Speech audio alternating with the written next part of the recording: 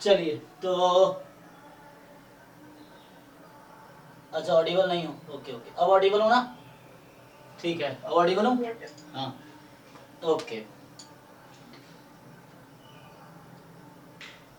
Sound क्यों नहीं आ रहा?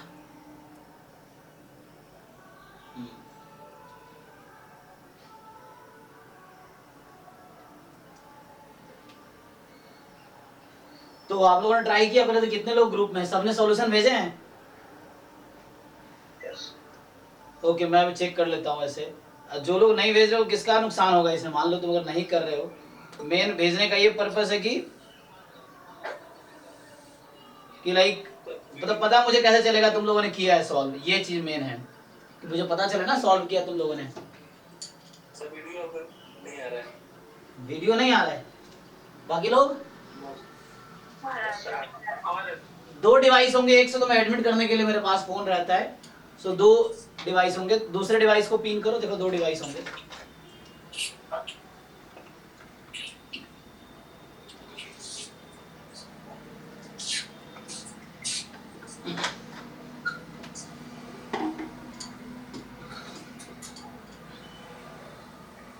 मुकेश आपका माइक ऑन है? मुकेश मनीष, हाँ।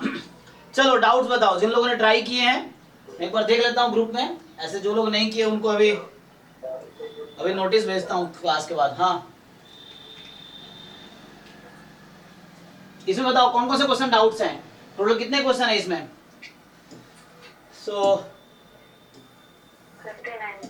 टोटल 59 है, ओके।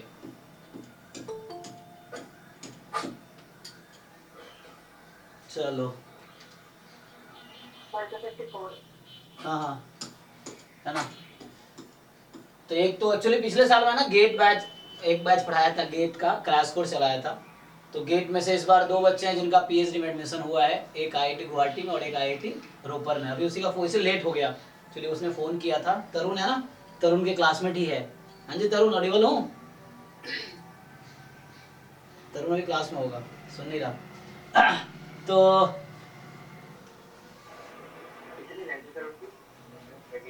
एग्जैक्ट मुझे याद नहीं है, मुझे पूछना पड़ेगा एक्चुअली। मतलब बहुत सारे पिछले 20-25 बच्चे थे गेट में हमारे पास। बट देखो ऐसे कोई फर्क नहीं पड़ता, वो डिपेंड करता है कि आप शॉर्टलिस्ट हो जाओ खाली, ये चीज़ है। तो आईआईटी रोपर में पीएचडी स्टैटिस्टिक्स में, आईआईटी है ना, एक तो गुवाहाटी में पीएचडी स्टैटिस्टिक्स में है। तो देखना पड़ेगा, मुझे खुद याद नहीं है। इतने सारे बच्चे जैम में, तो इतने बच्चे थे। जैम के रिजल्ट तो बहुत सारे पिछले साल थे। हाँ क्या पूछ रहे नवीन आप? सर बाकी पीएचडी में एमएससी डेटा साइंस वाले इंजीनियर नहीं है?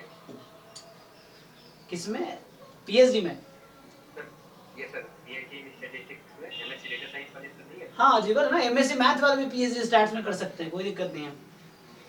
जिन्होंने एमएससी मैथ्स में करी है वो पीएचडी स्टैट्स में कर सकते हैं। परमिशन मांग रहा है एमसी के लिए।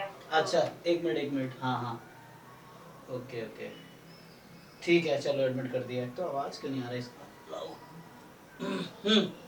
चलो कंटिन्यू करते हैं फिर। सो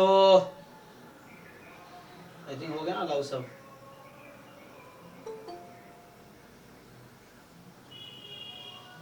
डाउट है ये सारे क्वेश्चन कराऊं? क्या पूछो जिन लोगों ने ट्राई किए, इसलिए बोलता हूँ ट्राई करके आओ ताकि डाउट्स पूछो सीधा सीधा। ये क्वेश्चन नंबर 10, ओके। तो जिन लोगों ने ट्राई किए एक पेज पे डाउट लिख लो, क्वेश्चन नंबर ये डाउट है, ये डाउट ना, पूरा साल खत्म हो जाएगा, तुम्हें ये पता नहीं चलेगा तुम्हें कौन से क्वेश्चन आते हैं कौन से नहीं आते। क्योंकि जब ट्राई कर रहे हो तो अच्छे से तुम्हें समझ आ रहा है कौन सा आ रहा है। जो क्वेश्चन नहीं सॉल्व हो रहा है एक पेज पे लिख लो कि ये क्वेश्चन नंबर मेरे डाउट्स हैं, तुम सारे पूछोगे, एक भी नहीं हुआ है तो मैं सारा सॉल्व कर दूंगा। I can solve all questions, अगर आपके हर क्वेश्चन में डाउट है तो कोई दिक्कत नहीं है।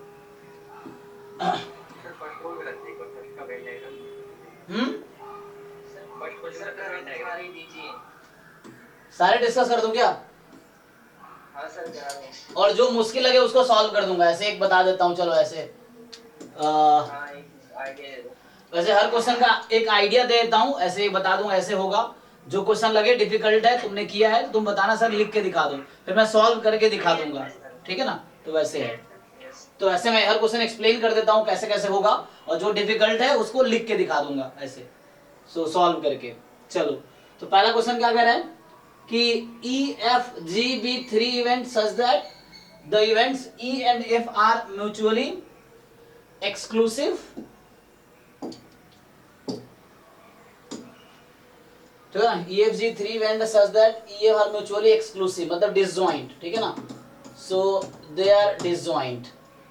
तो EF म्यूचुअली एक्सक्लूसिव का मतलब हो गया कि E इंटरसेक्शन F फाई है, E यूनियन F दे रखा है, E इंटरसेक्शन G दे रखा है, आपको प्रोबेबिलिटी ऑफ G दे रखा है। अब तो पूछ रहा है probability of F intersection G बताओ। So now you see actually क्या हो रहा है यहाँ पे, ये हालांकि क्वेश्चन पिछला टेस्ट जो लिया था उसमें भी था, जिन लोगों ने टेस्ट दिए होंगे इस संडे, लास्ट संडे, इस संडे सीक्वेंस टेस्ट का टेस्ट था,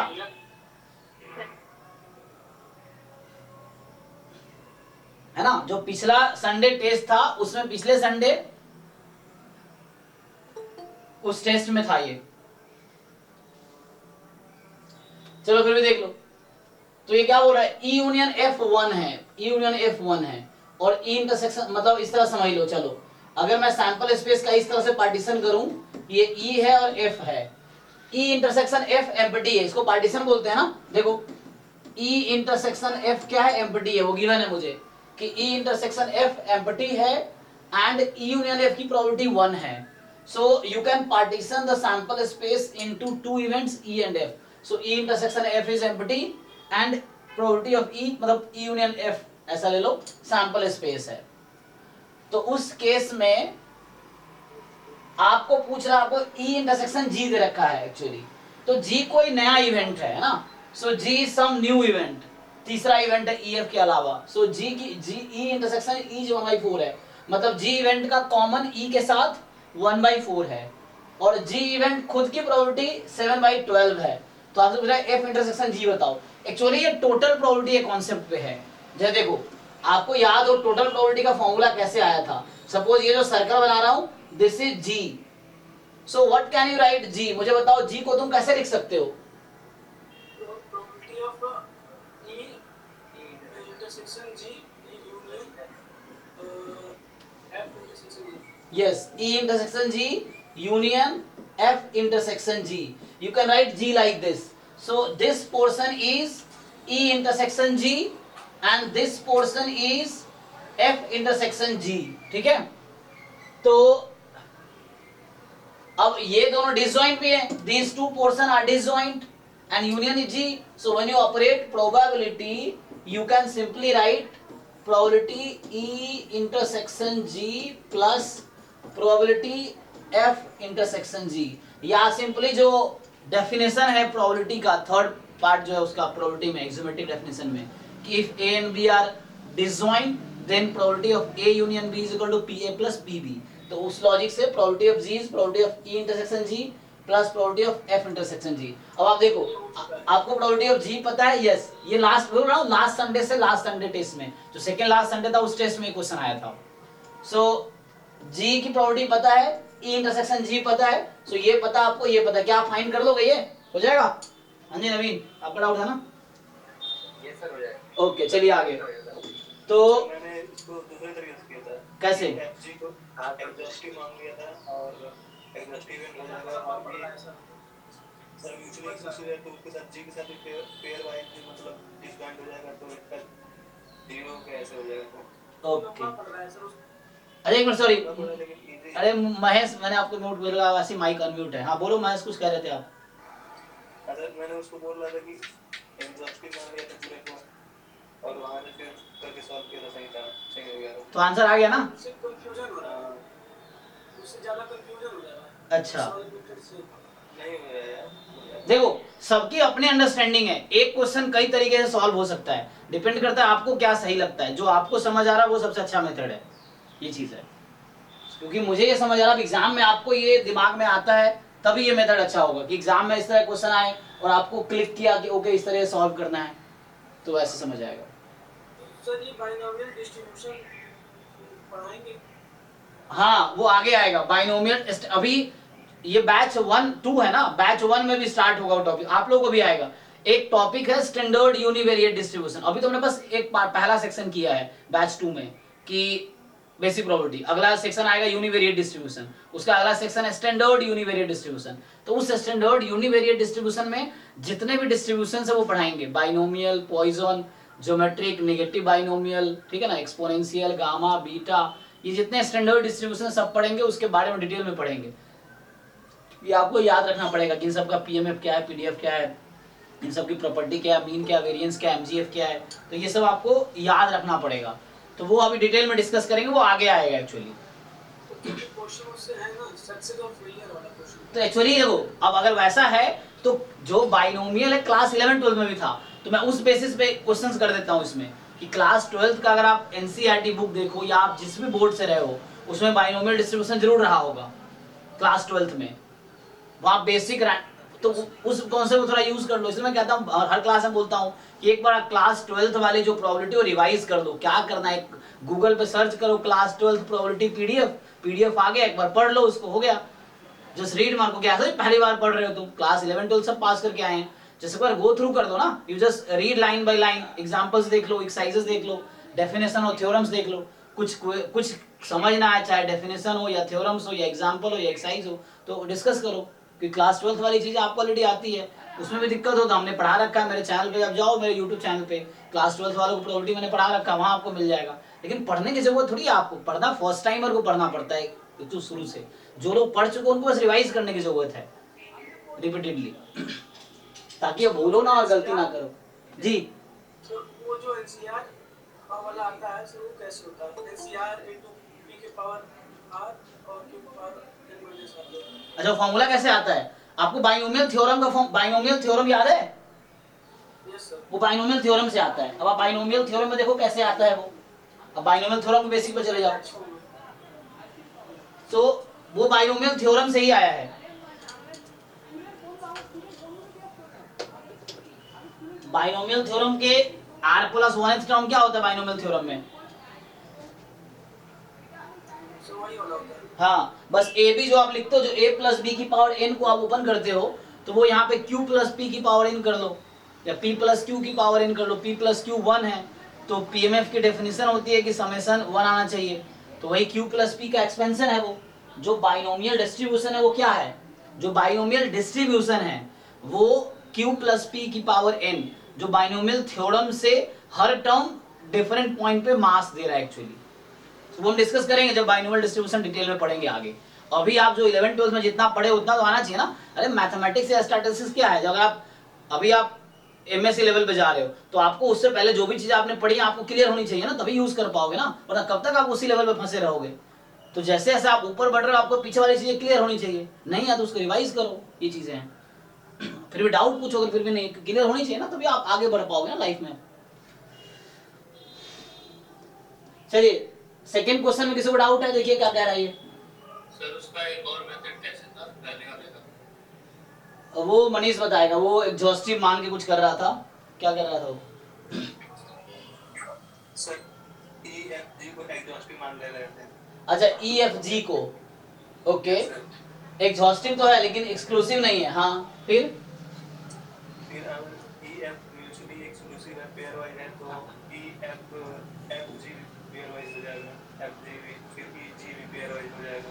मतलब E union F union G की प्रोबेबिलिटी निकाल लो, 1 रख लो, यस सर। इसका फॉर्मूला ओपन कर लो फिर, है ना। Yes sir.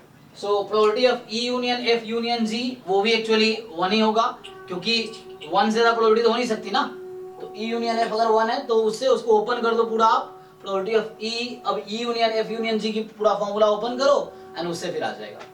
यस सर, उससे आगे। ठीक है ना। तो दूसरा मेथड वो हो गया कि लाइक आप चूंकि देखो E union F union G, इसकी प्रोबेबिलिटी 1 से ज्यादा तो हो नहीं सकती है, क्योंकि E यूनियन F यहाँ भी आप देख पा रहे हो, E ये वाला E इवेंट है, ये वाला F इवेंट है और ये G है, तीनों का यूनियन लोगे तो सैंपल स्पेस ही आएगा। तो इसको खोल लो, ये फॉर्मूला आता है, ये सब सारा इंफॉर्मेशन यहाँ पे है, खोल लो आप। यस सर, वही। हो जाएगा। ठीक है ना, ये कह रहा हूँ कि आपके दिमाग में क्या क्लिक कर रहा है ये इंपॉर्टेंट है, एग्जाम में वही साथ देगा। ये नहीं कि जो मैं कर रहा हूँ या जो बुक में आप सॉल्यूशन देख रहे हो तो वो हेल्प नहीं करेगा। एक्चुअली हेल्प वो करेगा जो आपके दिमाग में क्लिक कर रहा है। कैसे क्लिक करेगा एग्जाम में? जब आप उस क्वेश्चन को, इसी क्वेश्चन को आप मान लो 1 महीने बाद फिर से सॉल्व कर रहे हो, और अगर आप सॉल्व कर पा रहे हो इसका मतलब आपको समझ आ गया है।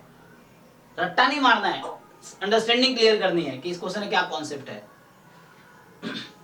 ठीक है, आगे। हाँ मनीष, माइक कौन है आपका? So next. एक्सक्लूसिव में डिफरेंस क्या है? म्यूचुअली एग्जॉस्टिव एंड म्यूचुअली जी जी जी, म्यूचुअली एक्सक्लूसिव का मतलब होता है इंटरसेक्शन फाई होगा। E and F are mutually exclusive, तो E intersection F is empty set. E and F are mutually exhaustive, तो E union F is equal to sample space. ठीक है, ये है, तो ये एक्सक्लूसिव, ये एग्जॉस्टिव, दोनों अलग अलग है, ऐसा नहीं कि दोनों होगा। अगर आप बोलते हो म्यूचुअली एक्सक्लूसिव है तो ये ट्रू है, अगर बोलते हो एग्जॉस्टिव है तो ये ट्रू है। अगर दोनों है म्यूचुअली एक्सक्लूसिव एंड एग्जॉस्टिव तो दोनों ट्रू है, इसी को पार्टीशन बोलते हैं। सो जब म्यूचुअली एक्सक्लूसिव एंड एग्जॉस्टिव दोनों होता है तो उस सेट ऑफ इवेंट्स को हम पार्टीशन ऑफ सैंपल स्पेस बोलते हैं। जो लास्ट क्लास में डिस्कस किया था हमने, टोटल प्रोबेबिलिटी या बेस थ्योरम का जो इवेंट्स होते हैं E1 इंटू EN, वो पार्टीशंस बनाते हैं। तो वो जो E1 E2 E3 E4 EN है जो आपके पास, वो एक्चुअली, एक मिनट इसको एडमिट करना है। सो E1 E2 E3 E4 EN जो आपके पास है टोटल प्रोबेबिलिटी में या बेस थ्योरम में, they are actually partitions, so they are mutually exclusive and mutually exhaustive as well. तभी आप आगे वो फॉर्मूला यूज कर पाओगे, टोटल प्रोबेबिलिटी वाला या बेस थ्योरम वाला। ठीक है, चलो तो सेकेंड क्वेश्चन क्या है? There are 4 urns labelled U1 U2 U3 for each containing 3 blue and 5 red balls. The fifth urn labelled U5 contains 4 blue and 4 red balls. An urn is selected at random from these 5 urns. So an urn is selected at ना? Okay, a ball is drawn at random from it. तो आपके पास total 5 earn है ना? और उसके बाद कह रहा है कि आपने 5 में से एक अर्न रैंडमली सेलेक्ट किया। अब देखो यहाँ पे सस्पेंस है, मतलब यहाँ पे हमारे पास ऑप्शंस हैं। So these options are actually partitions. ठीक है ना? So we can choose U1 U2 U3 U4 U5। So these are different events. ठीक है ना? एंड उसके बाद एक बॉल ड्रॉ किया आपने, तो given that the selected ball is red. अब आपको गिवन है यहाँ पे, तो आप जानते हो ऑलरेडी कि जो बेस थ्योरम में होता है वो आपको गिवन होता है कि एंड रिजल्ट क्या आया। आपने पहले 5 में से एक अर्न सेलेक्ट किए, उस अर्न में से एक बॉल सेलेक्ट किया और वो बॉल का कलर गिवन है, तो ये बेस थ्योरम का क्वेश्चन होगा। एंड रिजल्ट गिवन है और आपसे पूछ रहा है क्या प्रोबेबिलिटी है it will come from U5, तो क्या आप बेस थ्योरम से कर नहीं लेंगे? Is it okay? हाँ, चलिए थर्ड क्वेश्चन ये कह रहा है कि let ABC B pairwise independent event. So pairwise independent है तो यू नो ऑलरेडी, इसका मीनिंग हो गया कि A intersection B is equal to probability of A intersection B is equal to PA into PB, probability of B intersection C is equal to PB into PC, probability of A intersection C is equal to PA into PC। So अब A intersection B की probability दे रखी है आपको, okay, और B intersection C की भी probability दे रखी है आपको। तो यहां से मतलब ये PA इंटू PB भी बोल सकते हो आप, 0.1 है। यहाँ पे क्या है ये PB into PC is 0.2। Okay, तो अब क्या बोल रहा है कि प्रूव करो, तो जरूरत नहीं पड़ेगी, नहीं पड़ेगी, देख लेते हैं। तो प्रूव करो कि probability of A complement union C more than equal to 7/8 होगा। पता है ये किसी ने सॉल्व किया है?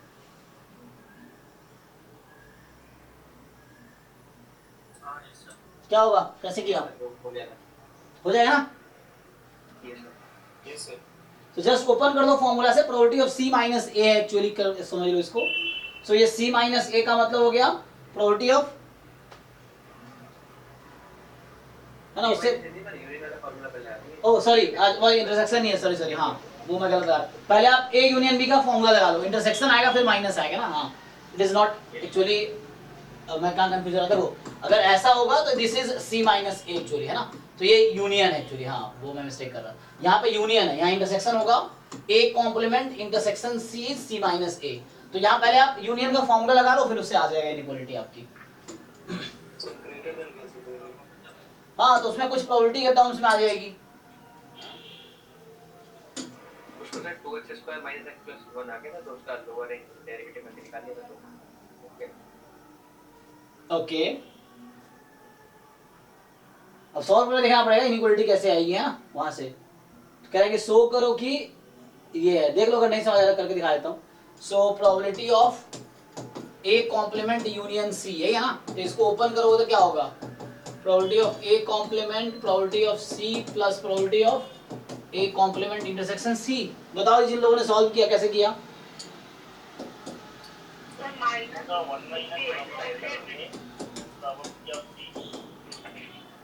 ऊपर से माइनस आएगा,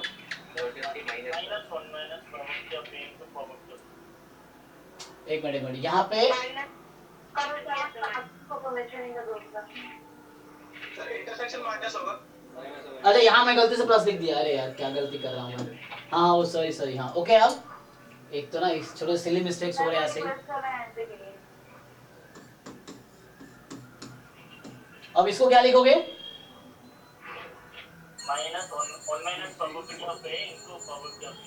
हाँ तो ये आपके पास आ जाएगा, मतलब if you write in bracket, so first you write ये प्रोबेबिलिटी ऑफ सी माइनस है ना, तो probability of C minus yes. ठीक है, देखना आपको मिस्टेक करूं तो बताना मुझे। तो यहां तक आपके पास है दिस फॉर्मूला, तो इसको ओपन कर दो तो क्या आया 1 माइनस पी ए, और ये पी सी तो कट जाएगा, तो कितना आया ऐसा कुछ। Yes sir. ओके, अब क्या इंफॉर्मेशन हमारे पास है, ए इंटरसेक्शन बी है, बी इंटरसेक्शन सी है। सर पीसी को बीए से रिप्लेस कर देंगे सर। पेयर वाइज इंडिपेंडेंट में सर, तो BA equal to 2 into PC आएगा, PC equal to 2 into PC. तो वहां से पहले उसको यूज कर लो, जो गिवन इंफॉर्मेशन है उसको यूज कर लेते हैं ना। तो यहां से हमारे पास क्या गिवन है, so we have given that probability of A intersection B 0.1 है। So probability of A intersection B 0.1 है, इसका मतलब है कि पी ए, देखो हर क्वेश्चन में सफिशिएंट इंफॉर्मेशन गिवन रहता है, बस आप सॉल्व करते जाओ। तो अरे निशा आपका माइक ऑन है, सब लोग बोल के माइक म्यूट कर लो क्योंकि आवाज आती है। तो P A into P B आपके पास 0.1 है, और P B into P C आपके पास 0.2 है, यही था ना, तो इसको यूज कर लेते हैं। So P B into P C 0.2 है। अब इन दोनों इक्वेशन को डिवाइड कर दो चाहो तो डिवाइड कर दोगे तो क्या मिलेगा, P A upon P C, ये इन्फॉर्मेशन गिवन था क्वेश्चन में, ठीक है, ये दोनों इन्फॉर्मेशन क्वेश्चन में गिवन है। So P A upon P C is equal to कितना आया 1/2 आ जाएगा। So P C is equal to 2 time P A, okay है। चलो तो ठीक है ना, यस सर। ओके तो यहां से क्या होगा, पुट कर लो। सो 1 minus P A plus P A, और पी सी की जगह रखो 2 टाइम पी ए, तो ये 2 टाइम पी ए का स्क्वायर हो गया। अब आपके पास एक क्वाड्रेटिक इक्वेशन है, तो क्या आप इसको मिनिमाइज कर सकते हो। सो मतलब सॉरी क्वाड्रेटिक एक्सप्रेशन है। सो 1 माइनस, मान लो p बोल देता हूं पी ए को, 1 minus P plus 2 P square. So can you minimize this function? What is the minimum value of this function? Can you find the local minima yes sir. or the global minima? P की value क्या हो सकती है? P can take value between 0 and 1, यही हो सकता है ना। तो किसी फंक्शन को आप कैसे मिनिमाइज करते हो, यहाँ देखना क्या निकालना है आपको, आपको फाइंड करना है मोर देन इक्वल टू ना। तो देखो आपके पास अब एक्सप्रेशन क्या है, you have the expression. So let's say मैं इसका नाम रख देता हूँ g of p। So this function is 1 minus P plus 2p square. तो g डैश p निकालो, तो माइनस 1 प्लस 4p, तो इसको 0 पुट करोगे, p की वैल्यू कितनी आई 1/4। g डबल डैश p निकालो, 4 आ गया जो कि मोर देन 0 है। सो डबल डेरिवेटिव पॉजिटिव है, इसका क्या मतलब है, मिनिमा ना, डबल डेरिवेटिव है, double derivative is positive. So double derivative positive मतलब हमें जो क्रिटिकल पॉइंट है उस पर लोकल मिनिमा मिलेगा। सो पॉजिटिव है तो मिनिमा, नेगेटिव है तो मैक्सिमा, है ना। तो डबल डेरिवेटिव पॉजिटिव है तो local minima. So minima at p is equal to 1/4। अब इसमें आप p को 1/4 रख के मुझे बताओ क्या आंसर आएगा। So what is the g when p is equal to 1/4? तो ये आपका 7/8 आ रहा होगा जो यहाँ पूछ रहा था, है ना? तो देखो हमने क्या दिखाया एक्चुअली, हमने ये दिखाया कि ये जो फंक्शन मेरे पास है दिस क्वांटिटी इज, इसकी मिनिमम वैल्यू 7/8 है। इसका क्या मतलब हुआ कि मतलब this will always be more than equal to 7/8, okay है ना? सो दैट्स व्हाई यही प्रूव करना था, तो यहां से हमने स्टार्ट किया। सो इस तरह के और भी क्वेश्चंस आए हुए हैं। So we started from here. अरे जो लोग बोल रहे हो माइक म्यूट कर लो, मनीष आवाज आ रही है। So probability of A complement union C आ गया more than equal to 7/8। Is it clear? जिनका डाउट था इस क्वेश्चन में, ठीक है ना? ओके चलिए आगे।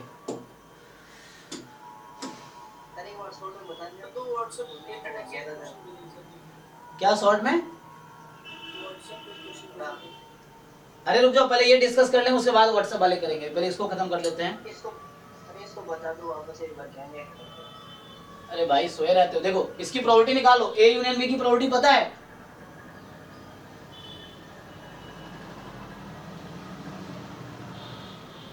तो जब बता रहे तो सो रहा है, फिर दोबारा बताओ क्या इसमें डाउट है। देखो ए यूनियन बी की प्रोबेबिलिटी पता है आप लोगों को, तो probability of A probability of B minus A intersection B, ठीक है? अब सी इंटरसेक्शन ए कॉम्प्लीमेंट का मतलब है सी माइनस ए इवेंट, और इसकी प्रोबेबिलिटी का फॉर्मूला ये होता है probability of C minus probability of A intersection C. अब यहां से इसको ओपन करो ब्रैकेट, तो ये पीसी पीसी कट गया, तो 1 minus P A plus probability of A, ये माइनस माइनस यहाँ प्लस हो गया, और A and C pairwise independent था, so that's why P A into P C हो गया, और 1 माइनस पी ए, और ये पी सी की वैल्यू क्वेश्चन में दे रखी है कि ए इंटू बी 0.1 है, बी इंटू सी की प्रोबेबिलिटी 0.2 है। डिवाइड कर दोनों इक्वेशन को, दोनों इक्वेशन को डिवाइड करो, तो P A upon P C आ जाएगा तुम्हारे पास 0.1 अपॉन 0.2 1/2 आ गई। तो यहाँ से क्रॉस मल्टीप्लाई करो, पी सी की वैल्यू 2 टाइम पी ए, तो यहाँ जो आपको पी सी दिख रहा है, यहाँ पे जो पी सी है प्रोबेबिलिटी ऑफ इवेंट सी, इसको पुट करो आपको 2 टाइम पी ए, तो ये एक्सप्रेशन आ गया। तो इसकी वैल्यू आ गई इसके equal 1 minus P A plus 2 P A square, ये स्क्वायर था ना, square, so 2 P A square. अब इनइक्वालिटी तो कहीं आया नहीं, तो आपको क्या देखना है, क्वेश्चन में ये था प्रूव करो इसकी प्रोबेबिलिटी 7/8 से ज्यादा आएगी। तो मैंने क्या कहा, ये क्वाड्रेटिक एक्सप्रेशन है या क्वाड्रेटिक पॉलिनोमियल बोल दो इसको p के टर्म में, तो pa का नाम मैंने p रख दिया। मान लो probability at a small p, so 1 minus p plus 2p square, this is quadratic polynomial, तो मैंने gp नाम दे दिया, दिस इज क्वाड्रेटिक पॉलिनोमियल। अब आप किसी पॉलिनोमियल को मिनिमाइज करना जानते हो, how to minimise a function? हाँ जी, किसका डाउट था ये? Yes, so you differentiate this, so मुझे इस फंक्शन को मिनिमाइज करना था, ठीक है? We have to minimise this function, so 1 minus p plus 2p square, इसको आप मिनिमाइज करो, तो you differentiate it, put it 0, critical point आया, तो critical point is p is equal to 1/4, मतलब क्रिटिकल पॉइंट पे फंक्शन या तो मैक्सिमम होगा या मिनिमम होगा या कुछ भी नहीं हो सकता है, तो डिपेंड करता है, आपको टेस्ट करना पड़ेगा, first derivative test, second derivative test. तो यहाँ पे मैंने सेकंड डेरिवेटिव टेस्ट लगाया, you differentiate it again g double dash p, so double derivative 4 आया, डबल डेरिवेटिव पॉजिटिव होने का, ये सब क्लास 11-12 में था, फिर से कैलकुलस में मैक्सिमम मिनिमा टॉपिक में है। So when double derivative is positive you will have local minima at that critical point, है ना? You may include and points also, अगर चाहो तो एब्सोल्यूट वैल्यू चाहिए तो you can see absolute value also, है ना? अगर चाहे तो तुम you can find the value, function की वैल्यू 0 पे निकालो तो 1 आ जाएगी, 1 पे निकालो क्या आएगी, तो 2 आ जाएगी, 1 पे क्या आएगी, p को 1 रखने पे 2 आ जाएगी। सो तुम एब्सोल्यूट मैक्सिमम एब्सोल्यूट मिनिमा भी जानते हो कि क्या होता है। एब्सोल्यूट में क्या होता है, क्रिटिकल पॉइंट और एंड पॉइंट, जो स्मॉल p है that contains value between 0 and 1 actually. तो फंक्शन अगर किसी क्लोज इंटरवल पे डिफाइंड है, so it will have absolute maxima और मिनिमा एट क्रिटिकल पॉइंट और एंड पॉइंट्स, है ना? तो यहाँ पे तुम्हारे पास, तो मैंने क्या किया, p को 1/4 रख दिया इस फंक्शन में, you replace p is equal to 1/4 because 1/4 is the critical point and here we are getting that we will have local minima at p 1/4 if you include the end point so you will decide whether, तो तुम यहाँ से g of 0 निकाल लो, कितना आया 1, g of 1/4 find करो, 7/8, g of 1 कितना आया 2 आ जाएगा। So which one is the minimum?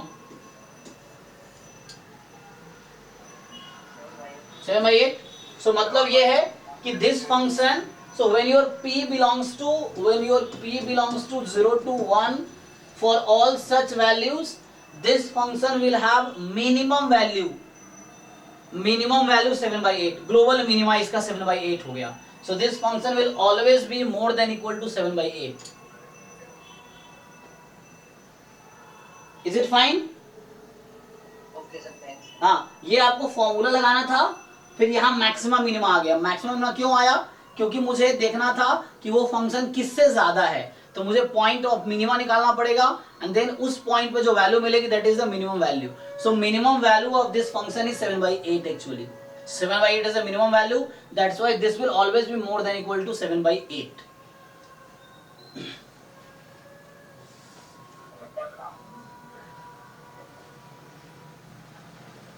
Yes, Venkat, do you have any doubt? So the mic is on. So next, fourth है EF be the two mutually disjoint event, further EF be independent of G। तो EF दोनों independent है G से, तो आपको पता है इसका मतलब कि E intersection G is equal to PE into PG। और देखो मैं एक चीज और मैं बहुत मतलब क्लियर बता देता हूँ, जो लोग ट्राई करके नहीं आए हो उनका दिमाग पहले जितना था उतना ही रहेगा, कुछ ज्यादा सीखने को मिलेगा नहीं तुम्हें, क्योंकि तुम्हें सीखने को तब मिलता था तुम ट्राई करके आते, तो तुम्हें ये क्लियर होता, क्वेश्चन पढ़ के तुम्हें दिखता okay you did this way, मैं इस तरीके से कर रहा हूँ। तुम्हें जो क्वेश्चन नहीं हुआ होगा तो वो जब मैं सॉल्व करूंगा तुम्हें दिखेगा what mistake you make. But अगर आप ट्राई करके आए ही नहीं हो तो पहले भी गधा थे अभी भी गधा ही रहोगे, इस तरह का सीन है एक्चुअली। क्योंकि अगर आप नहीं ट्राई कर रहे इसको, आप सीखना नहीं चाह रहे हो, है ना। आप चाह रहे हो टीचर पढ़ा दे मुझे सब आ जाए, अरे वो लोग बेवकूफ थोड़ी है जो घर पे 10 घंटे पढ़ते हैं डेली, वो बेवकूफ थोड़ी है वो लोग।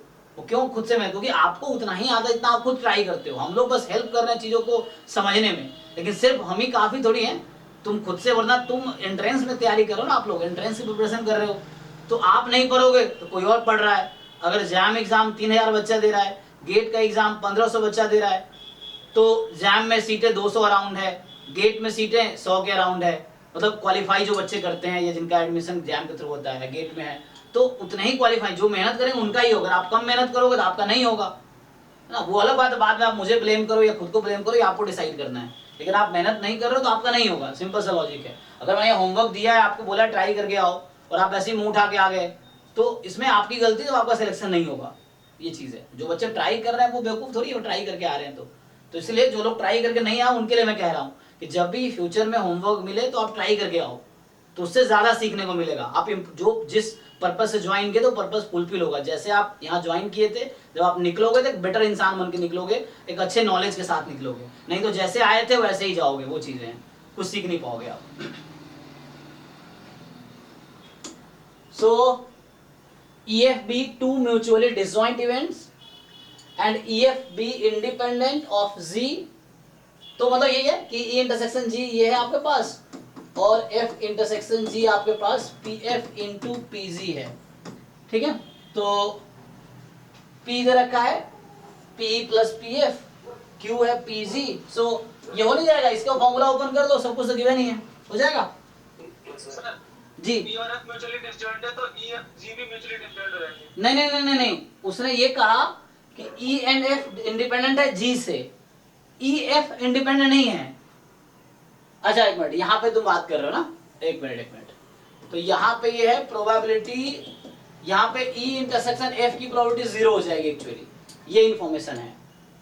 तो E intersection F intersection G भी 0 हो जाएगा। यस,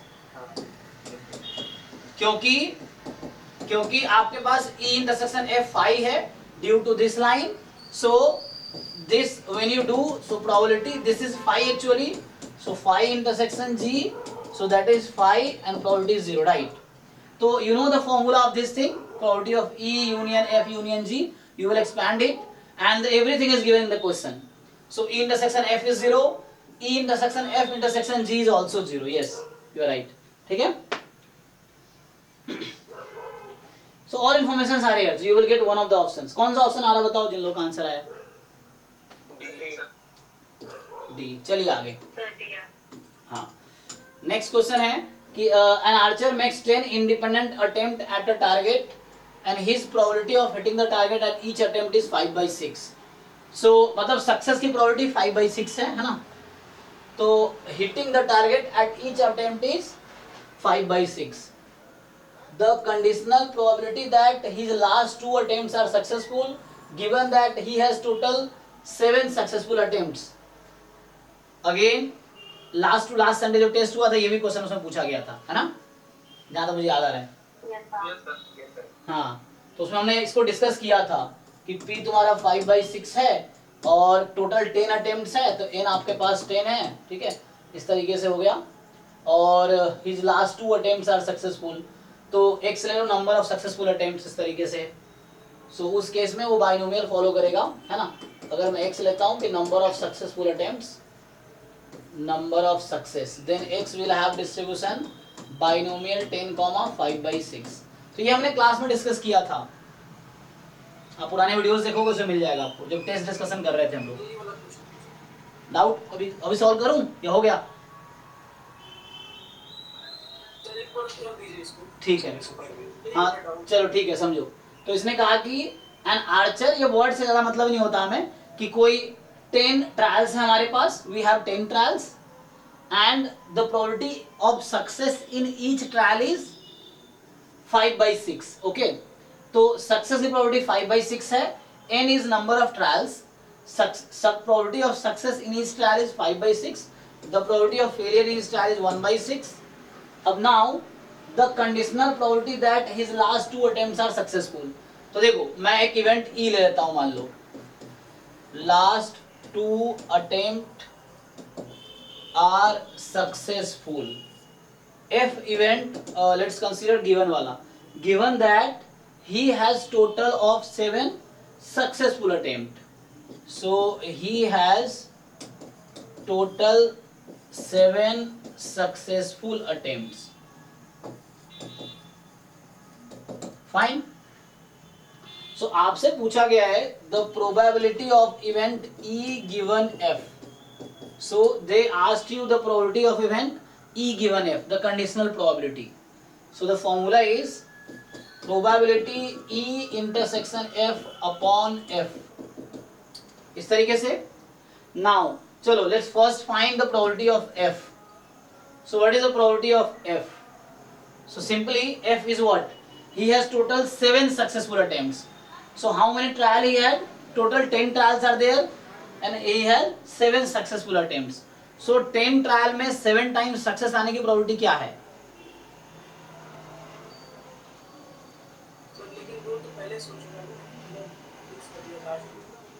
नहीं कहाँ फिक्स कर दिया?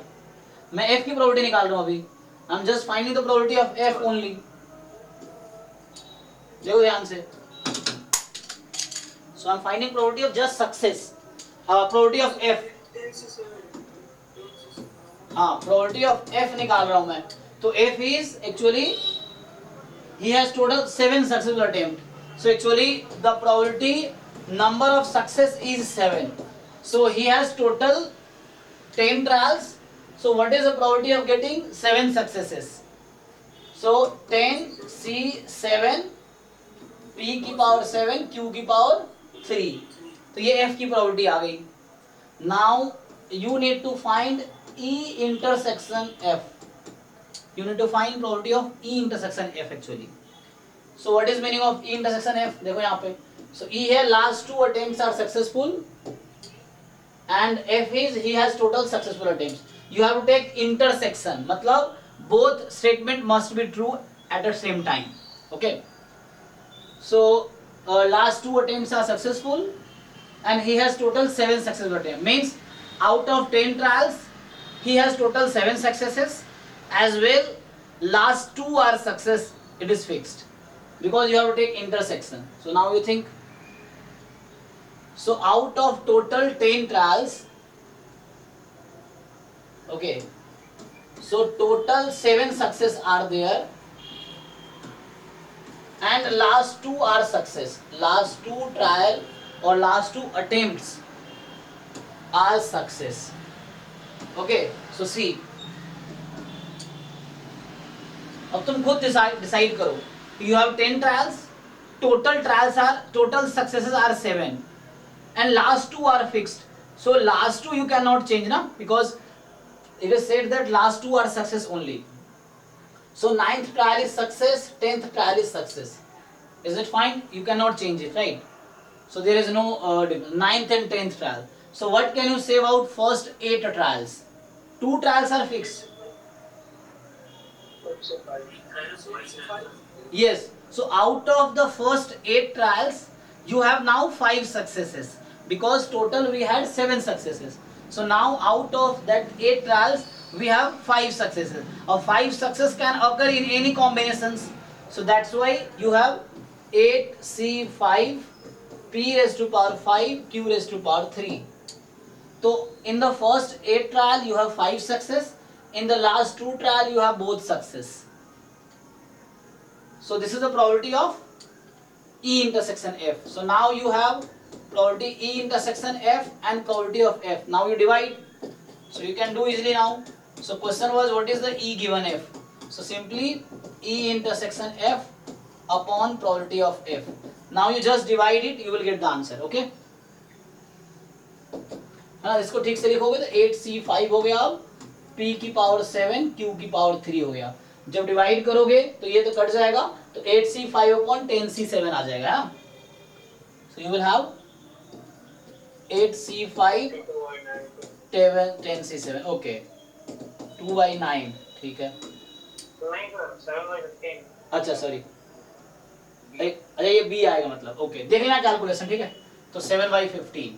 ठीक है, मतलब ये तो ऐसे में, तो यहाँ पे मतलब ये 7/15 आएगा. ओके, डिवाइड करके. ठीक है जी. मुझे क्या नाम था इसका? Mahesh. Is it fine? Okay, next. अब यहाँ पे देखो आप, क्वेश्चन नंबर 6 कह रहा है कि late A and B be 2 event with probability of A given B 0.3, probability of A given B complement 0.4. तो find probability of B given A. So can you find it?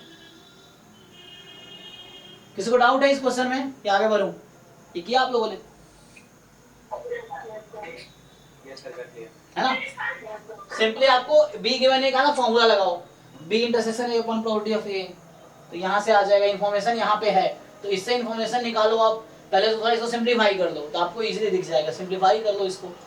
Probability of B complement given A complement आ जाएगा. In terms of PV निकालना है. Okay, उसके बाद आपसे पूछ रहा है कि अच्छा इन दोनों की वैल्यू PV के टर्म्स में. देन अगर B गिवन है 1/4 और 3/4 के बीच है, और B complement given A complement 1/4 और इसके बीच है, तो डिटरमाइन PV. तो इसकी वैल्यूज तुम निकाल ही चुके हो, इसकी वैल्यूज भी निकाल चुके हो. Then you just simplify it. ठीक है ना? तो आ जाएगा इनइक्वालिटी एक आ जाएगी. 7th, independent trial consisting of rolling a fair die perform the probability that 2 appears before 3 or 5. So ये I think last time किया था, फिर से हमने टेस्ट में ये क्वेश्चन दिया था. ओके है कि नहीं? सर बता दीजिए सर, नहीं बोलना. अच्छा देखो, तो यहाँ पे क्या है कि आपसे पूछ रहा है कि प्रोबेबिलिटी 2 appear before 3 और 5, 2 appear before 3 और 5. तो तुम देखो 2 है ना, appear before 3 और 5, मतलब तुम्हें अब वो आउटकम्स ढूंढने हैं जहां पे 2, 3, 5 से पहले आ जाए. So now you think of favorable outcomes. So independent trial consisting of rolling a fair die are performed. So you will roll a fair die. देखो अगर 2 पहले आ गया 3, 5 से तो ओके है. तो आपको बस ये देखना है 2, 3, 5 पहले नहीं आना चाहिए. Fine. So what is the first favourable outcome? आपने पहली बार टॉस किया और 2 आ गया. This is the first favourable outcome, क्योंकि 2 पहले आना चाहिए ना. 3, 5 के आने से पहले 2 आने चाहिए. So means the 2 appear before 3 or 5. okay, The 2 appear before 3 or 5. So first outcome is when you toss first time and you get 2. So what is probability of getting 2 in the first throw? So you throw first time, you get 2. It is 1/6. और आगे नहीं सोचना 3 5 कब आया, 3 5 कभी भी आया हमें उससे मतलब नहीं है, हमें ये केयर करना है कि 2 शुड कम फर्स्ट बिफोर 3 और 5. अब 3 और 5 कहाँ पे आए, इट डजंट मैटर, बस we have to see that 2 should come first, है ना, या 2 must come first before 3 or 5. So the first time if 2 comes, it is a favorable outcome to this event. This event E, this is favorable outcome. Or the second case is, suppose in first time 2 didn't come, then मतलब पहली बार में 2 नहीं आया. So what is the favorable outcome for the first toss?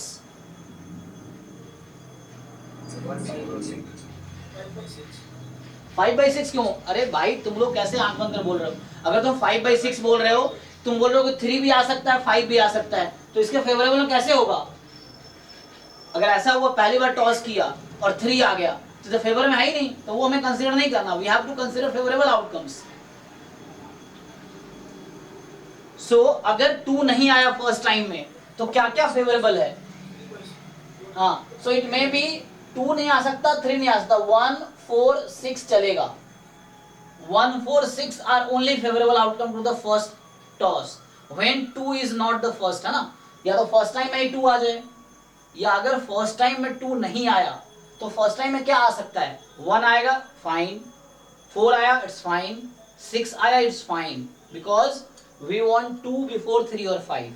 तो या तो 2 ही आ जाएगा, या 2 अगर नहीं आया तो इसके फेवरेबल आउटकम मुझे काउंट करना. We have to count the favourable outcome to this event. So we have to see those events in which 2 comes before 3 और 5. तो अगर 2 नहीं आया तो 3 5 भी नहीं आने चाहिए. 3 5 के अलावा कुछ और आएगा इट्स ओके, बट 3 और 5 can not come favourable to this outcome. वो आ सकता है बट उसकी प्रोबेबिलिटी नहीं निकालनी है मुझे उसकी प्रोबेबिलिटी निकालनी है कि 2 कम्स बिफोर 3 और 5. सो 2 कम्स बिफोर 3 और 5 का फेवरेबल आउटकम होगा कि 1 4 6 comes it's fine, then 2 comes. तो ये सेकेंड फेवरेबल आउटकम है कि पहली बार में 1 4 6 में से कोई भी आ जाए एंड 1/6 2 आ गया. और तो देखो और बोल रहा हूं तो और इंग्लिश वाला और तो प्लस लग रहा है, एंड बोलूंगा तो मल्टीप्लाई होगा. ठीक है. सो नाउ और third case is, so in the first trial first toss 2 didn't come, है ना, क्योंकि 2 तो मिले लिया ना, क्योंकि जहां पे 2 आ गया गेम वहां स्टॉप हो गया. इसका मतलब ये एक्चुअली मतलब पहली बार 2 आया, 2 से पहले 3 5 नहीं आने चाहिए, बस ये ध्यान रखना है. सो 2 आया गेम वहीं स्टॉप हो गया, उसके बाद 3 5 कहीं पे आया होगा, it's no problem. So again, so here 1 4 6 is okay, 1 4 6 is okay. ठीक है, 3 5 नहीं आ सकता यहाँ पे बिकॉज वो इसके फेवरेबल नहीं होगा. We have to see the favourable outcome because we want to find its probability, that's why. So now, so यार 3 possible outcome on the first toss, 3 possible outcome on second toss, and अब third जो है इस पे आ सकता है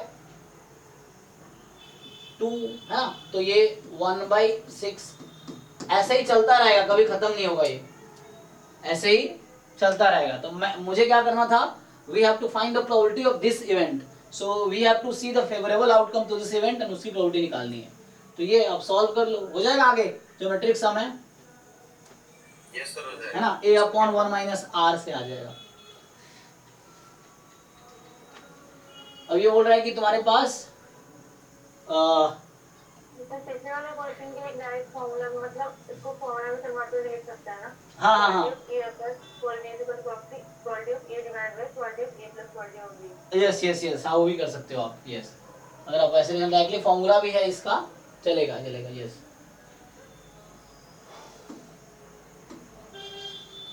ठीक है, उससे भी कर सकते हो आप. सो E and F be two events such that probability of E between 0 and 1, probability of E given F plus E given F complement is 1. तो बोल रहा है कि EF म्यूचुअली एक्सक्लूसिव है. तो यहाँ से देखो, तुम सिंगल करेक्ट ऑप्शन है ये, ठीक है ना. तो सिंपली तुम ऑप्शंस ध्यान से देखना, तुम क्या सोच सकते हो. Okay, so what can we do, थोड़ा सा मॉडिफाई करो इसको.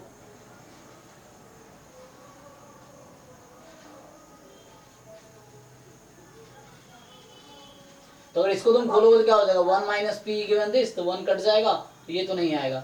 लेकिन यहाँ से अगर सॉल्व करोगे तो आ जाएगा। देखो इसको तुम लिखोगे 1 minus P E given F, अच्छा ये दोनों क्या लिखा है, हाँ अच्छा 1 माइनस पी, यस यस, तो यहाँ से आ जाएगा ना।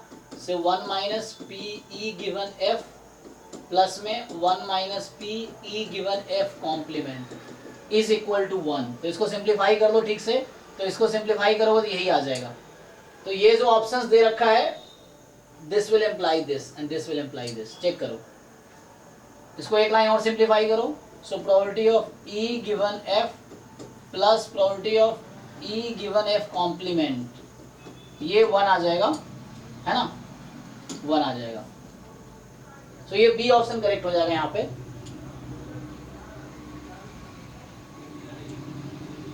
सर इस तरह का क्वेश्चन में इंडिपेंडेंट कैसे चेक करेंगे? और ये हाँ, तो इस तरह क्वेश्चन में इंडिपेंडेंट, तो इंडिपेंडेंट के लिए तुम्हें चेक करना पड़ेगा ना। अगर इंडिपेंडेंट बोला है तो तुम्हें चेक करना पड़ेगा क्या E intersection F P into P F आ रहा है क्या, क्वेश्चन ये है, ठीक है ना। और अगर मान लो इंडिपेंडेंट होता, सपोज अगर मान लो थर्ड ऑप्शन करेक्ट है, सो अगर यहाँ से, अच्छा देन इंडिपेंडेंट कह रहा है, तो अगर मान लो तुम्हें क्या दिखाना, इंडिपेंडेंट है ना। So this implies it is independent. If it is not independent, then what will happen? तो E, अच्छा वैसे भी सोच लो ना, अगर मान लो इंडिपेंडेंट होता तो क्या होता, probability of E given F E के इक्वल होगा, probability of E given F complement किसके इक्वल होगा, PF PE के ही, तो 2 टाइम PE बराबर 1 आ जाएगा। तो जरूरी थोड़ी है E की, फिर तो E की प्रोबेबिलिटी 1 हो जाएगी।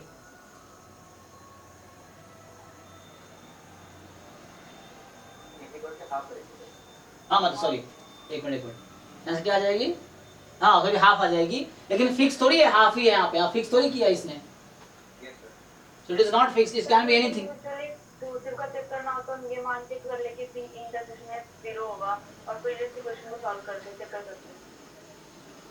अच्छा तो करके देखो तुम, आएगा उससे, बट ये सेटिस्फाई कर जाएगा sir, at the end result आ रहा है P of E plus P of is equal to 1। नहीं तुम ये कह रहे हो कि अगर वो EF म्यूचुअली एक्सक्लूसिव मान लिया है ना। Yes sir. अच्छा तुम्हें दिखाना है कि this implies this. Yes sir. वैसे तो ऑप्शन को डिस्कार्ड करना हो तो कॉन्ट्रापॉजिटिव मेथड से कर लें। ठीक है, तो तुम Contradiction वाले में। चलो कॉन्ट्रडिक्शन वाले मेथड, तो मान लो E इंटरसेक्शन F फाई है, ठीक है, तो इससे क्या मिलेगा वहां पे, LHS को 0 मिल जाएगा। नहीं लेफ्ट साइड ये वो 0 नहीं मिलेगा, ये मिलेगा, ये वाला क्या आएगा देखो, सेकेंड टर्म हो जाएगा सर, और न्यूमरेटर में आ जाएगा quantity of E minus quantity of E intersection F, तो ultimately quantity of E divided by quantity of F complement is equal to 1 आ जाएगा। तो probability of E intersection F complement upon probability of F complement, यही है ना। तो ये तो चलो 0 हो जाएगा, अगर अज्यूम कर लिया इंडिपेंडेंट है, सॉरी म्यूचुअली एक्सक्लूसिव है, तो आपका ये इंडिपेंडेंट 0 आ गया, दिस इज 0 एंड ये 0 आ गया, और यहाँ से ई आ जाएगा सर, ई ऊपर वाला। तो हाँ PE माइनस E, मतलब PE आ जाएगा। सो PE अपॉन PF कॉम्प्लीमेंट, ये बचेगा इक्वल टू 1। ओके, तो यहाँ से क्या आया, PE is equal to PF complement, तो मतलब PE plus PF is equal to 1। तो इससे क्या आया,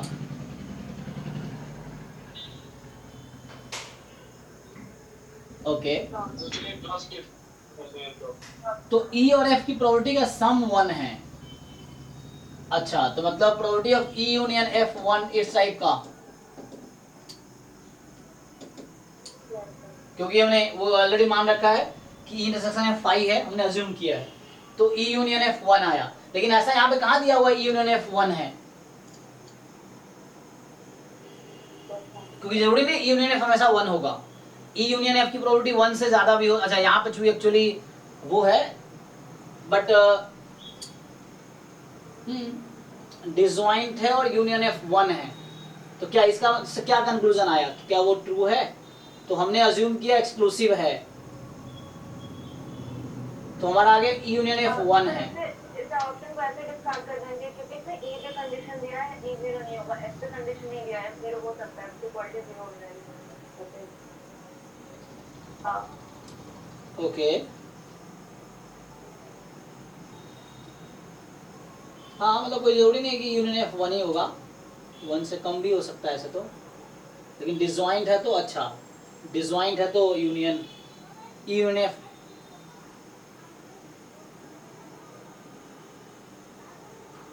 हाँ तो मतलब ऐसा कई बार 3 इवेंट जहाँ 2 की बात किया, हो सकता है ना कि वैसा हो इस तरह हो, और मान लो अगर वैसा है सो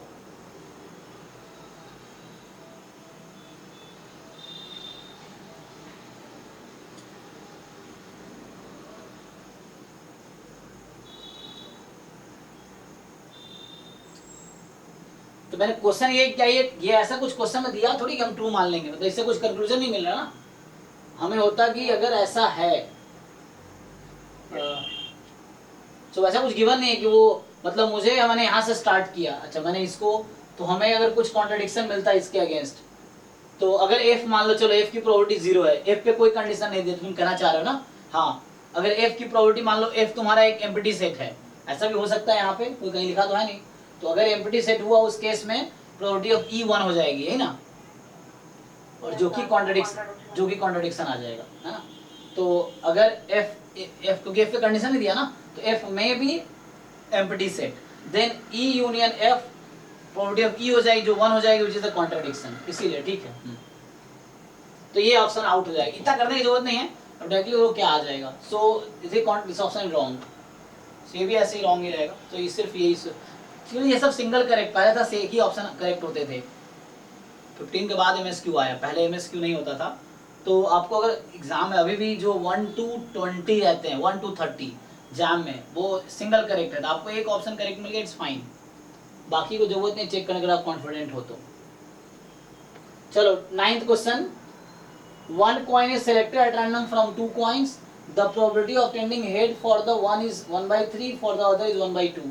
तो पहले कॉइन पे हेड की प्रोबेबिलिटी 1/3, दूसरे में 1/2।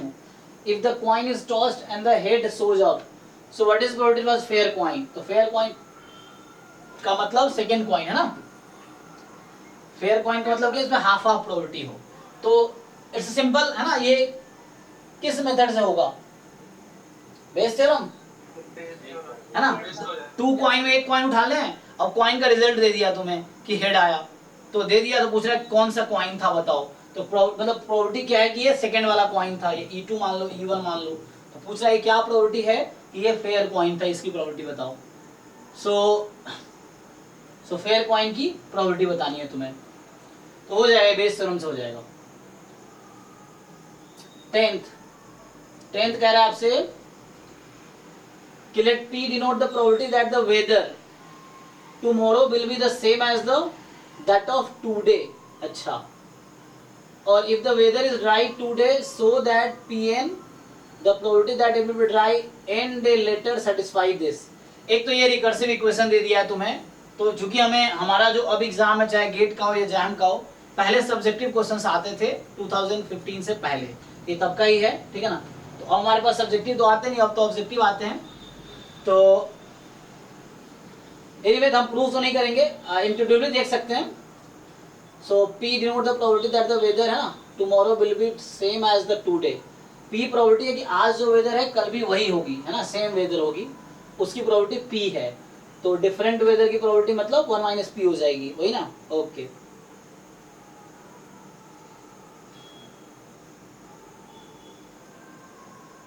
सो आज जो वेदर है कल भी वही वेदर रहेगी, उसकी प्रोबेबिलिटी P है। सो आज है उसका डिफरेंट रहेगी कल, तो वो 1 - P है। So the weather is dry today, अब बता दिया तुम्हें कि आज वेदर ड्राई है, तो सो करो Pn क्या बता रहा है, probability that it will be dry n days later, तो उसकी ये प्रोबेबिलिटी है। तुम इसको इंडक्शन से प्रूव कर सकते हो, प्रूव करना चाहो तो आपको पता है कहीं भी प्रूफ करना हो जहाँ n इन्वॉल्व हो, तो सबसे आसान तरीका होता है principle of mathematical induction. So first you put n is equal to जो इनिशियल वैल्यू हो सकती है smallest, so like n is equal to 2 रख के देख लो या 1 रख के देख लो।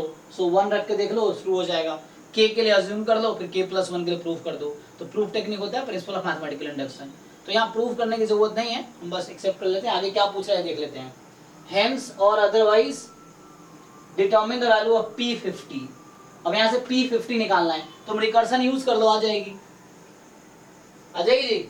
यहाँ से ये बताओ मुझे P50 को मैं क्या लिख सकता हूँ, 2p minus 1 into P49 plus 1 minus P। देखो 3-4 टर्म अगर फाइंड करोगे ना तुम्हें एक पैटर्न दिख जाएगा, उस पैटर्न पे जनरलाइज कर लो। सो सी अब P49 की वैल्यू रखो, तो यहाँ है 2p माइनस 1, अब P49 की वैल्यू यहीं से यूज करो अगेन। सो अगेन तुम P49 की वैल्यू रखोगे 2p minus 1 P48 plus 1 minus P, ठीक, बाहर है 1 माइनस P। सो सी केयरफुली इसको ओपन करो, क्या ठीक है ना ये? अरे वो बात वही है, मिस्टेक किया लिखने में, वो सेम ही P है, ये P और ये P सेम ही होगा, ये गलती किया लिखने में, ठीक है, ये अलग नहीं होगा, ये वही स्मॉल p होगा, इसलिए लिखने में गलती की है, या सारे फिर कैपिटल P है, इस तरह समझ लो।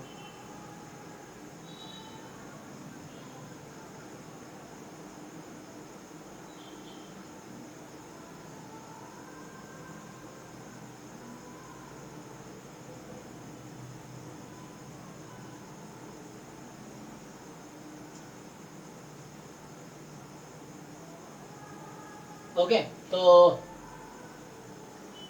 तो P1 कहीं ना कहीं बाद में P1 जो होगा ना वो P हो जाएगा, ठीक है ना। P1 का मतलब क्या होता है, तो प्रोबेबिलिटी 1 डेज लेटर सेम रहेगा, तो दे रखा P है, तो इसको P1 तक लाओ।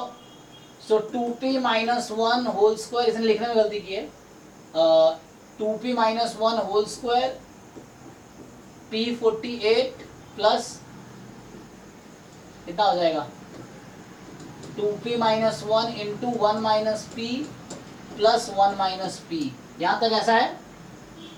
एक बार और इसको ओपन करो, तुम्हें पैटर्न दिख जाएगा फिर।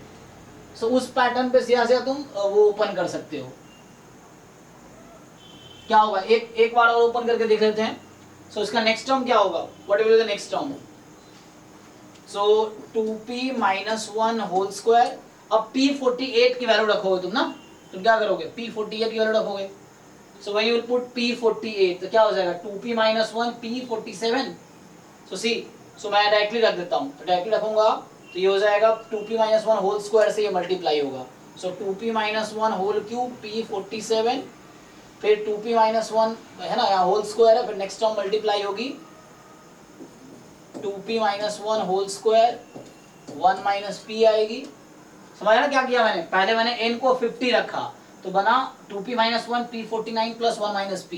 अब यहाँ P49 की वैल्यू यहीं से रखा मैंने, 2p minus 1 P48 1 minus P। अब उस P48 की वैल्यू यहीं से यूज कर रहा हूँ मैं, और अब आगे डॉट डॉट डॉट मुझे दिख जाएगा पैटर्न क्या है, मैं सीधा डायरेक्टली वैल्यू लिख दूंगा आगे। देखो, सो 2p minus 1 whole cube P47, फिर आएगा 2p माइनस 1 होल स्क्वायर, तो वहां था अब है ना, ये उसमें मल्टीप्लाई होगा इंटू 1 माइनस P, प्लस यहाँ रहेगा 2p minus 1 into 1 minus P plus 1 minus P। So are you getting any idea. अब मैं आपसे पूछूं कि लास्ट टर्म क्या होगी। लास्ट टर्म का मतलब है मेरा जब यहाँ P1 हो जाए, तो अगर यहाँ पे जब P1 हो जाए तो बताओ इसके बाहर कोएफिशिएंट क्या होगा। अब दिमाग लगाओ। 2p माइनस 1 पे बहुत हाँ, तुम पैटर्न देखो, यहाँ जब 49 है तो पावर 1 है, यहाँ जब 48 है तो पावर 2 है, यहाँ जब 47 है तो पावर 3 है, तो सम 50 रह रहा है हर बार। तो P1 जब होगा सो 2p माइनस 1 की पावर 49 होगी। ये हो गया पहला टर्म। अब यहाँ ध्यान दो, यहाँ पावर 3 था तो यहाँ 2 है, फिर यहाँ 1 हुआ, वहाँ 0 हो गया, उस बेसिस पे चल रहा है। ध्यान से देखो, यहाँ जब 2 था तो यहाँ 1 है, वहाँ 0 हो गया। तो अगला टर्म बताओ क्या होगा इसमें, अगर समझ आ रहा है तो। 2p माइनस 1 पे power 48 into minus p। Yes, so 2p minus 1 की पावर 48 इंटू 1 माइनस P, फिर ऐसे चलेगा 2p माइनस 1 की power 47 into 1 minus P dot dot dot dot dot last में 1 माइनस P तक। ओके है ये। अब P1 कुछ नहीं, P ही है actually, P1 is nothing but the P, क्योंकि P क्या था, प्रोबेबिलिटी दैट प्रोबेबिलिटी जो आज वेदर वही कल रहेगा। तो P1 का मतलब क्या होगा, probability it will be dry 1 day letter. P1 is a probability dry 1 day letter. तो तुम्हें बता रखा है कि आज ड्राई है तो एक दिन बाद ड्राई होगा, इसकी क्या प्रोबेबिलिटी है तो वही P होगी। तो आप पुट कर लो, वैल्यूज पुट कर लोगे। इधर रखा है P, पहले जो तुम सम लगा सकते हो इसमें चाहो तो सब में 1 माइनस P कॉमन निकाल सकते हो इसमें से, वैसा कर सकते हो। फिर तुम देख लो सम निकाल के, एनीवे जैसे भी समझ आ रहा है तुम्हें। P की वैल्यू रख लो 3/4, अब इसमें सीरीज का फॉर्मूला लगा के सॉल्व कर लेना, हो जाएगा। हाँ बस कैलकुलेशन है, अब मतलब आंसर तो आ गया है, जस्ट इज कैलकुलेशन। तो इस तरह ये प्रूफ करना नहीं देगा, बट ऐसा पूछ सकता है एग्जाम में कि एक रिकर्सिव इक्वेशन बोलते हैं इसको, कि पिछला टर्म यूज हो अगले टर्म के लिए। तो रिकर्सिव इक्वेशन है, तो रिकर्सन यूज करके you have to come to the last term. Sequence में ऐसे क्वेश्चन मिलते हैं, सीक्वेंस टाइप का ही है। तो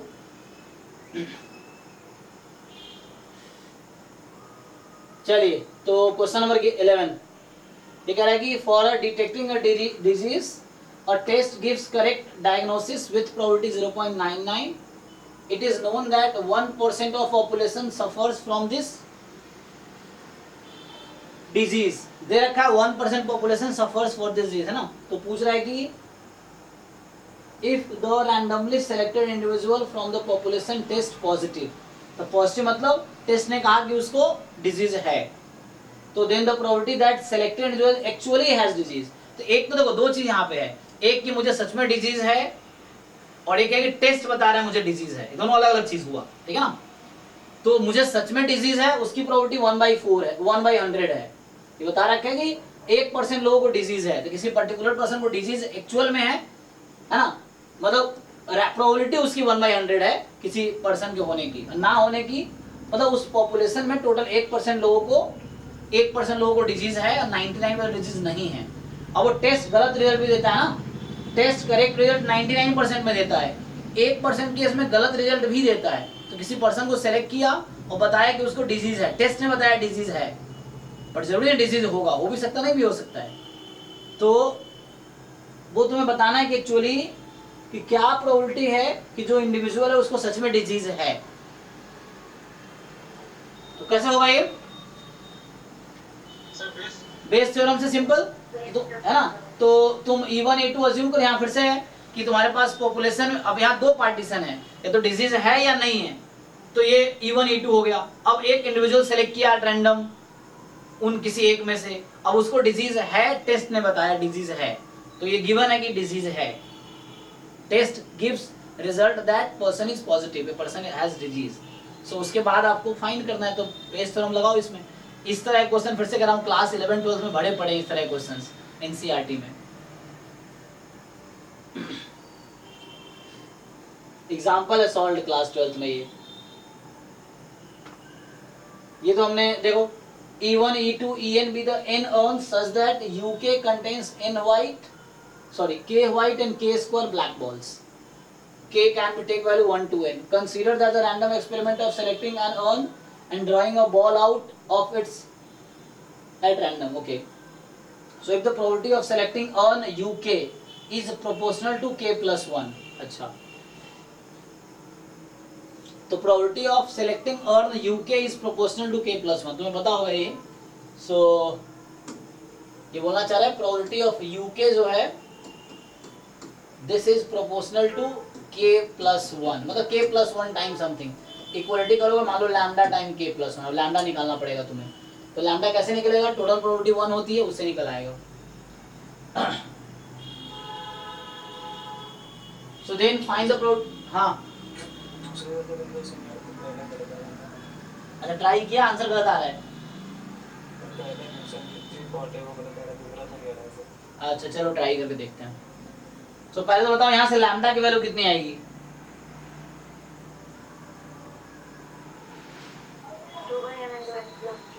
ठीक है ना। तो यहाँ पे समेशन ले लो, तुम्हें पता ना U1 U2 U3 UN partition है, तो इन सब का सम ऑफ प्रोबेबिलिटी 1 आएगी। तो यू जस्ट इसको सम कर लो। तो देखो यहाँ इन्फॉर्मेशन इधर सॉल्व कर देता हूँ मैं। तुम्हारे पास n अर्न्स है टोटल, और सो जो केथ अर्न है उसमें केथ अर्न मतलब यूके जो है उसमें k नंबर ऑफ जो बता रखा है तुम्हें, इसमें k व्हाइट है, k स्क्वायर ब्लैक है, k white and k square black है। ओके, तो ये इन्फॉर्मेशन दिया है। अब हमें ये भी बता रखा है कि probability of UK so this is lambda time k plus 1। तो मुझे पहले लैम्डा निकालना, लैम्डा मैंने अपनी मर्जी से लिया है, कोई कांस्टेंट है एक्चुअली, तो वो मुझे निकालना है। तो ये होगा summation probability of u k, मतलब probability of u1 plus u2 plus u3 up to un की probability. So k can take value 1 to n and this probability is 1। तो यहाँ से समेशन लगा लो, लैम्डा बाहर कर लो, समेशन k प्लस 1, ठीक है। तो so summation k plus 1, k from 1 to n, this is 1। तो यहाँ से आ गया lambda time summation k n into n plus 1 upon 2 and summation 1n is equal to 1। तो यहाँ से लैम्डा आ जाएगा तुम्हारे पास।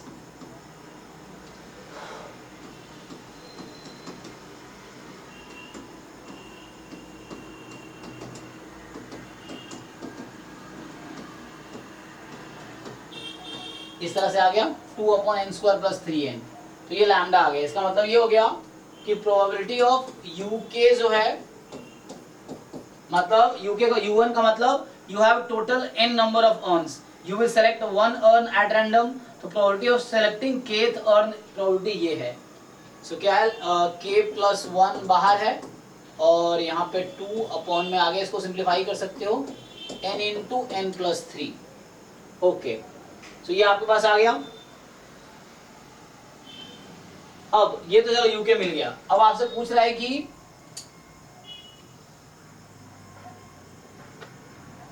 सो यूके की प्रोबेबिलिटी निकाल ली हमने। पूछा इन्होंने क्या प्रोबेबिलिटी है कि बॉल ब्लैक होगा। अब देखो एंड रिजल्ट पूछ रहा है, तुम्हें एन अर्न्स तुम्हारे पास है, एक अर्न सेलेक्ट किया, अब उससे जो बॉल निकला उसकी प्रोबेबिलिटी पूछ रहा है ब्लैक है, तो ये एंड प्रोबेबिलिटी पूछ रहा है। तो ये टोटल प्रोबेबिलिटी यूज हो, कुछ गिवन नहीं है यहाँ पे अभी तक। तो आपसे पूछ रहा है कि ब्लैक की प्रोबेबिलिटी बताओ। तो देखो, सो ये क्या लगाओगे इसमें, टोटल प्रोबेबिलिटी। तो चलो ब्लैक को मैं तत्काल बी इवेंट से डिनोट कर देता हूँ। तो प्रोबेबिलिटी ऑफ बी है ना, सो बी फॉर ब्लैक यहाँ पे। सो आप इसको लगाओ प्रोबेबिलिटी, क्या होगा, समेशन प्रोबेबिलिटी ऑफ, फॉर्मूला है ना तुम लोगों को, UK and probability of B given UK, है ना, k from 1 to n, ठीक है जी। Probability of uk into B given, ये टोटल प्रोबेबिलिटी का फॉर्मूला लिखा हूं मैं। Probability of e1 into A given e1 plus probability of e2 into A given e2। तो उसी a की जगह यहाँ b लिया हुआ है और e1 इंटू en की जगह u1 इंटू un है, सेम चीज। अब देखो इसकी वैल्यूज मुझे पता है, तो क्या क्या पता है देखो। So we have to take summation, uk अभी निकाला है 2 time k plus 1 upon n into n plus 3। अब आगे देखो b गिवन uk, अगर आपने kth अर्न सेलेक्ट किया तो क्या प्रोबेबिलिटी है ब्लैक आएगी। अब देख के बताओ ब्लैक आने की क्या प्रोबेबिलिटी है। एक आपने बॉल ड्रॉप किया और ब्लैक आने की क्या प्रोबेबिलिटी है, yes. So there are k square number of black out of total k square plus k। अब now you just have to simplify this series. So देखो सिंप्लीफाई करते हैं। तो पहली बात तो यहाँ से k प्लस 1, यहाँ k प्लस 1 कट जाएगा, k कॉमन ले लो, उस k से वो k कट गया एक। तो देखो ध्यान से, so k can take value 1 to n। अब यहाँ k can take value 1 to n। तुम्हारे पास क्या बच रहा है यहाँ पे, इस k प्लस 1 से इसको काटो तो k बचेगा, इस k से इस k को काटो तो ऊपर सिर्फ एक k बचा, तो बचा सिर्फ k, बाकी सबको बाहर कर लो। समेशन k पे चल रहा है ना, तो समेशन k पे चल रहा है, तो बिना k वाले को बाहर कर लो। तो बिना k वाला क्या क्या है, n इंटू n प्लस 3। देखो क्योंकि ये समेशन k पे है, लाइक ये इंटीग्रेशन है, जहाँ x है तो x पे ही इंटीग्रेशन होगा, यहाँ k पे ही समेशन लगेगा, बाकी सब कांस्टेंट है। तो n और 2 बाहर कर लिया मैंने। अब ये फॉर्मूला आप सबको पता ही है। So 2 upon n into n plus 3 और समेशन k यू नो, इसका मतलब 1 plus 2 plus 3 up to n। इसका मतलब यही हुआ कि 1 plus 2 plus 3 up to n। Open करो इसको। So you know sum of first n natural numbers, so n into n plus 1 upon 2। तो यहाँ से 2 कट गया और यहाँ से n कट गया, तो आंसर क्या आया, n plus 1 upon n plus 3। Is it fine और नॉट। देखो सो ये आपका ब्लैक बॉल निकलने की प्रोबेबिलिटी आ गई, गेटिंग अ ब्लैक बॉल। अब नेक्स्ट पार्ट जो होगा, ये टोटल प्रोबेबिलिटी था, नेक्स्ट पार्ट बेस थ्योरम होगा। So next part is find the probability that urn UN was selected given that ball run are white. अच्छा, यहाँ तुमसे ब्लैक का पूछ लिया, अब वहां गिवन व्हाइट बोल दिया, तो पहले व्हाइट का अलग से निकालना पड़ेगा, अभी मैंने ब्लैक का निकाला है। Similarly you find the probability of white, ठीक है, व्हाइट गिवन है, फिर लगाओ बेस थ्योरम उस पे, ठीक है। तो यहाँ पूछ रहा है probability of UN given W, W stands for white, तो सिंपली बेस थ्योरम का फॉर्मूला लग जाएगा।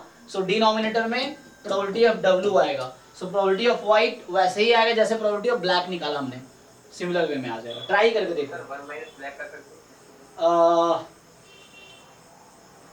I think it will work. हाँ, या तो व्हाइट होगा या ब्लैक होगा, है ना। ब्लैक की होगा दोनों वही बोले सर। हाँ 1 माइनस आ जाएगा, यस, उससे भी हो जाएगा। हाँ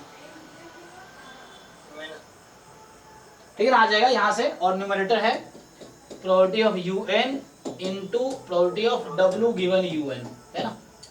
सो अगर आपने क्या प्रोबेबिलिटी है कि nth अर्न चूज करोगे, फॉर्मूला पता है मुझे, और if you selecting nth earn what is the chance of getting white, कितने व्हाइट थे k, तो यहाँ n है, वो k अर्न का था, n upon n plus n square आ जाएगा इसका, यस सर। ठीक है ना। So this is the data for kth urn. So in the nth urn UN you have n number of white, n square number of blacks actually। चलिए तो solve करके देखना, नहीं हो मुझे ऐसा लग रहा है आज तो पूरा कंप्लीट होगा नहीं ये, तो अगली क्लास में भी डाउट क्लास इसी का करेंगे, या और भी जो डाउट्स हैं आपके जो व्हाट्सएप पे आप भेज सकते हो, जो बुक के या बाहर के PYQ के हैं, तो वो भी डिस्कस करेंगे। तो अगली क्लास भी जो होगी, मतलब मेरी तो परसों होगी ना आपके साथ, तो उस आज जितना होता है करते हैं, एक क्लास और डाउट क्लास करेंगे इसका भी। और जो लोग नहीं ट्राई किए अभी तक, ये पूरा कंप्लीट करो, एक एक क्वेश्चन ट्राई करो, और अगर रिपीटेडली कर सकते हो, असाइनमेंट 2-3 बार करोगे तो मैं कोई भी, मेन क्या होता है गलतियां, जो लोग रिपीटर होंगे उनको भी दिख रहा होगा, इनमें से कुछ क्वेश्चन जरूर होंगे जो नहीं आ रहा होगा आपको, इसका मतलब पिछले बार तैयारी में कुछ कमी रह गई थी, क्योंकि PYQ है, सारे आने चाहिए थे। तो वो जितनी तुम अपनी गलतियों को मिनिमाइज करो, तुम 1% भी मत छोड़ो कोई गलती, एक एक चीज क्लियर करो। तो रिवीजन में यही होता है, रिवीजन में तुम्हें लगेगा तुम्हें सब आता ही है, लेकिन वो 90% आते होंगे, 10% होंगे जो तुम्हें नहीं आते होंगे, वो तुम सीखोगे रिवीजन के बाद। ये है नेक्स्ट क्वेश्चन। सो सॉल्व करके देखो, आंसर मैच करो, और नहीं हो रहा फिर पूछो। Question 13, EF-B2 event, E probability more than 0 है, F गिवन E दे रखा है, E intersection F complement, okay, तो यहाँ पे E माइनस F है, मतलब probability of E minus probability of E intersection F, E का पता है ना, यहाँ पे दोनों को सिंप्लीफाई करके देख लेना, तो उससे P आ जाएगा, हो जाएगा ना ये दोनों इक्वेशन, दो वो है, उन दोनों को यूज करके ये आ जाएगा। 2 coins with probability of head U and V, अच्छा, तो एक कॉइन पे हेड की प्रोबेबिलिटी U है, दूसरे कॉइन पे हेड की प्रोबेबिलिटी V है, respectively are tossed independently, so if probability both coins show up tails and both coins show up heads, equal दे रखा है प्रोबेबिलिटी दोनों का, तो सिंपल है ना, both coins show up tails, tails का मतलब हो गया 1 minus U into 1 minus V, यही ना, और both coins shows up head, तो U into V, तो बता रखा है कि 1 minus U into 1 minus V is equal to U into V, तो आ जाएगा वहां से, ठीक है, हो गया ना, ये हुआ कि नहीं। चलिए नेक्स्ट कह रहा है कि a fair die is rolled 3 times, एक डाई को आपने 3 टाइम रोल किए, the conditional probability that 6 appearing exactly once, तो ये इवेंट E ले लो इसको, given that it appeared at least once, तो given है तो F ले लो, तो E given F conditional probability कर दोगे।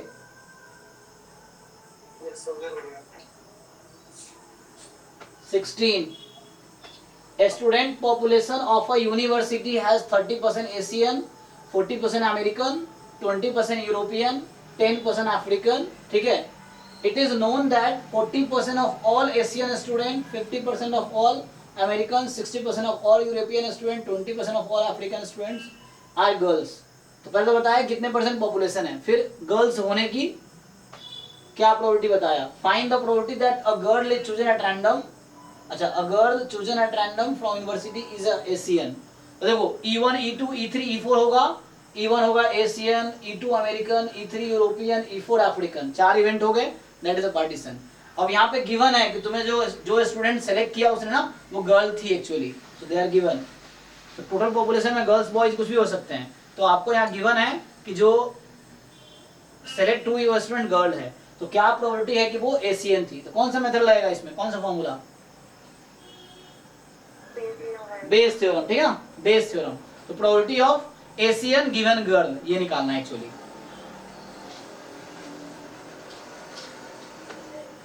A1 A2 A3 be pairwise independent, each AI की प्रोबेबिलिटी पता है, और A3 and A1 union A2 ये दोनों इंडिपेंडेंट है, मतलब इन दोनों के इंटरसेक्शन की प्रोबेबिलिटी इक्वल है इन दोनों के प्रोबेबिलिटी के प्रोडक्ट के। तो find the value of intersection, I think आ जाएगा फॉर्मूला से, कर लोगे? अच्छा चलो करके देखते हैं फिर। तो ये बोल रहा है आपसे कि चलो इसको यहाँ सॉल्व करते हैं। तो हमारे पास क्या क्या गिवन है, पहले तो पेयर वाइज इंडिपेंडेंट है, ओके, और ईच AI की प्रोबेबिलिटी पता है, ओके। और तो आप ये बताओ मुझे, so find the probability of A1 intersection A2 intersection A3, 3 ही इवेंट है यहाँ पे हमारे पास, okay. So probability of A1 union A2 union A3 is equal to 1, इससे आ जाएगा।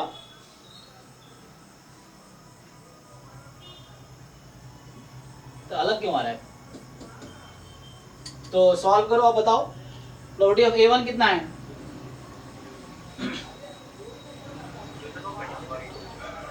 अच्छा इसको देख लेते क्या बोलना चाह रहा है। ये कह रहा है इंडिपेंडेंस से क्या मतलब हुआ, इसका मतलब हुआ कि probability of A3 intersection A1 union A2 is equal to probability of A3 into probability of A1 union A2, सही से? डिस्ट्रीब्यूटिव लगा के कम। हाँ हाँ ये सर एक तो ऐसे कर सकते हैं, जैसे दूसरा वाला इसको पूरा एक्सपेंड कर देंगे तो एक प्रोबेबिलिटी आएगी जैसे कि होता है। तो इसी को यहीं से स्टार्ट करते हैं, इससे क्यों स्टार्ट करें, हम यहीं से स्टार्ट करते हैं। एक मिनट, जो गिवन है उससे स्टार्ट करो, उससे आंसर आ जाएगा। तो यहाँ से स्टार्ट करते हैं, तो इसको मैं उधर सॉल्व करता हूँ। देखो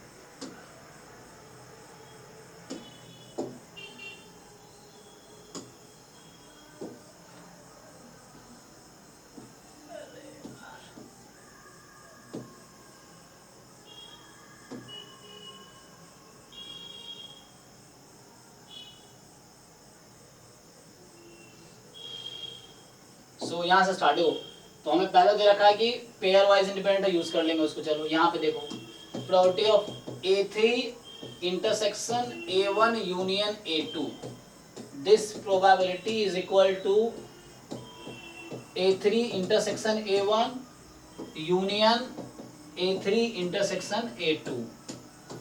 चेक कीजिए, अभी तो मैंने बस ऐसे लिख दिया, इसी को अभी मतलब वो यूज नहीं किया अभी इंडिपेंडेंस, जस्ट इसको मैंने वो यूज किया, बोलते हैं इसे डिस्ट्रीब्यूटिव लॉ, है ना, ओके। अब इसको क्वेश्चन में दे रखा है ऐसा, probability of A3 into probability of A1 union A2, ये दे रखा है ना। Yes sir. इसको ये क्यों लिख रहा हूं, because of independence, independence use करके इसको मैं ऐसा लिख रहा हूं, और इसको ये कैसे लिखा, जस्ट डिस्ट्रीब्यूटिव लॉ यूज किया सेट का। सो अब इन दोनों के बारे में सोचो, क्या कह सकते हो इसका, A3 इंटरसेक्शन A1 और A3 इंटरसेक्शन A2, चूंकि A1 A2 pair wise disjoint है, तो ये भी डिसजॉइंट होंगे।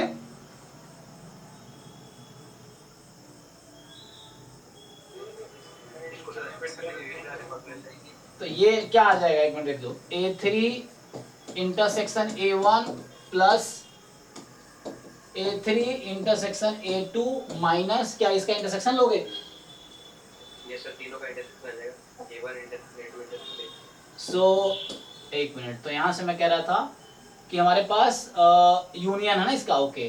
तो probability of this plus probability of this minus probability of A3 intersection A1 intersection A3 intersection A2, okay. So now so A3 का probability तो पता था ना कितना था, हाफ, और इसकी प्रोबेबिलिटी निकाल लोगे, सो ये हो जाएगा probability of A1 plus probability of A2 minus probability of A1 intersection A2। A1 A2 independent है तो 1/4 आ जाएगा। ठीक है, ये लेफ्ट साइड कैलकुलेट कर दिया। अब यहाँ पे A3 इंटरसेक्शन A1 निकालना है, तो A1 A3 भी इंडिपेंडेंट है, तो 1/2 इंटू 1/2 प्लस 1/2 इंटू 1/2 ये आएगा ना, और माइनस प्रोबेबिलिटी, ये तीनों का इंटरसेक्शन ले लो अब, है ना। सो यहाँ से आ जाएगा A1 intersection A2 intersection A3। सो क्या दिक्कत आ रही है, अब चेक कीजिए आप लोग। सो ये आ गया 1/1 माइनस 3/4, तो 1/2 इंटू 3/4 इज इक्वल टू 1/4। 1/4 कितना, 1/2 माइनस प्रोबेबिलिटी ऑफ,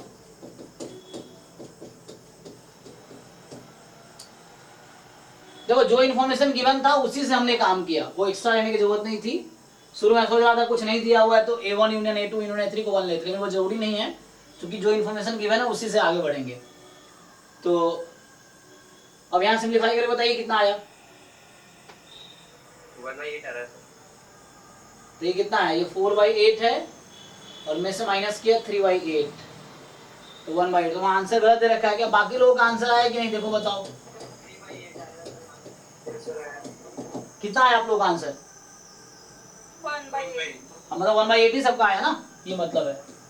तो कह रहा है पीछे आंसर 3/8 वो गलती से लिख रहा होगा 3/8, मुझे लग रहा है। ठीक है, यस सर। ओके, तो जो इन्फॉर्मेशन दिया था हमने इसी इन्फॉर्मेशन के साथ हम आगे बढ़े एक्चुअली। ठीक है, तो एक बार इंडिपेंडेंस यूज किया, एक बार डिस्ट्रीब्यूटिव यूज किया।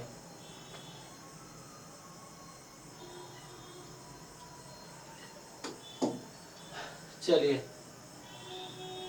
चलो अच्छा लग रहा है, बहुत सारे लोग ट्राई करके आए हैं, तो ये अच्छा ना, आपको आइडिया है कि इसका आंसर है, इसका गलत है, वरना पता ही नहीं चलता। So next, a person makes repeated attempts to destroy a target. ठीक है, attempts are made independent of each other, the probability of destroying a target in any attempt is 0.8। तो किसी टारगेट को डिस्ट्रॉय करने की प्रोबेबिलिटी 0.8 है। So given that he fails to destroy the target in the first 5 attempt, तो पहले बता रखा आपको, गिवन है, इवेंट गिवन है कि he failed to destroy the target in first 5 attempts, the probability that the target is destroyed in the 8th attempt is, तो ये इवेंट E है और गिवन इवेंट F है, तो probability of E given F आपको निकालना conditional probability हो जाएगा। सर इसमें ज्योमेट्रिक वाला यूज करेंगे तो कैसे करेंगे सर? कर सकते हो, नहीं भी यूज करो कोई दिक्कत नहीं है।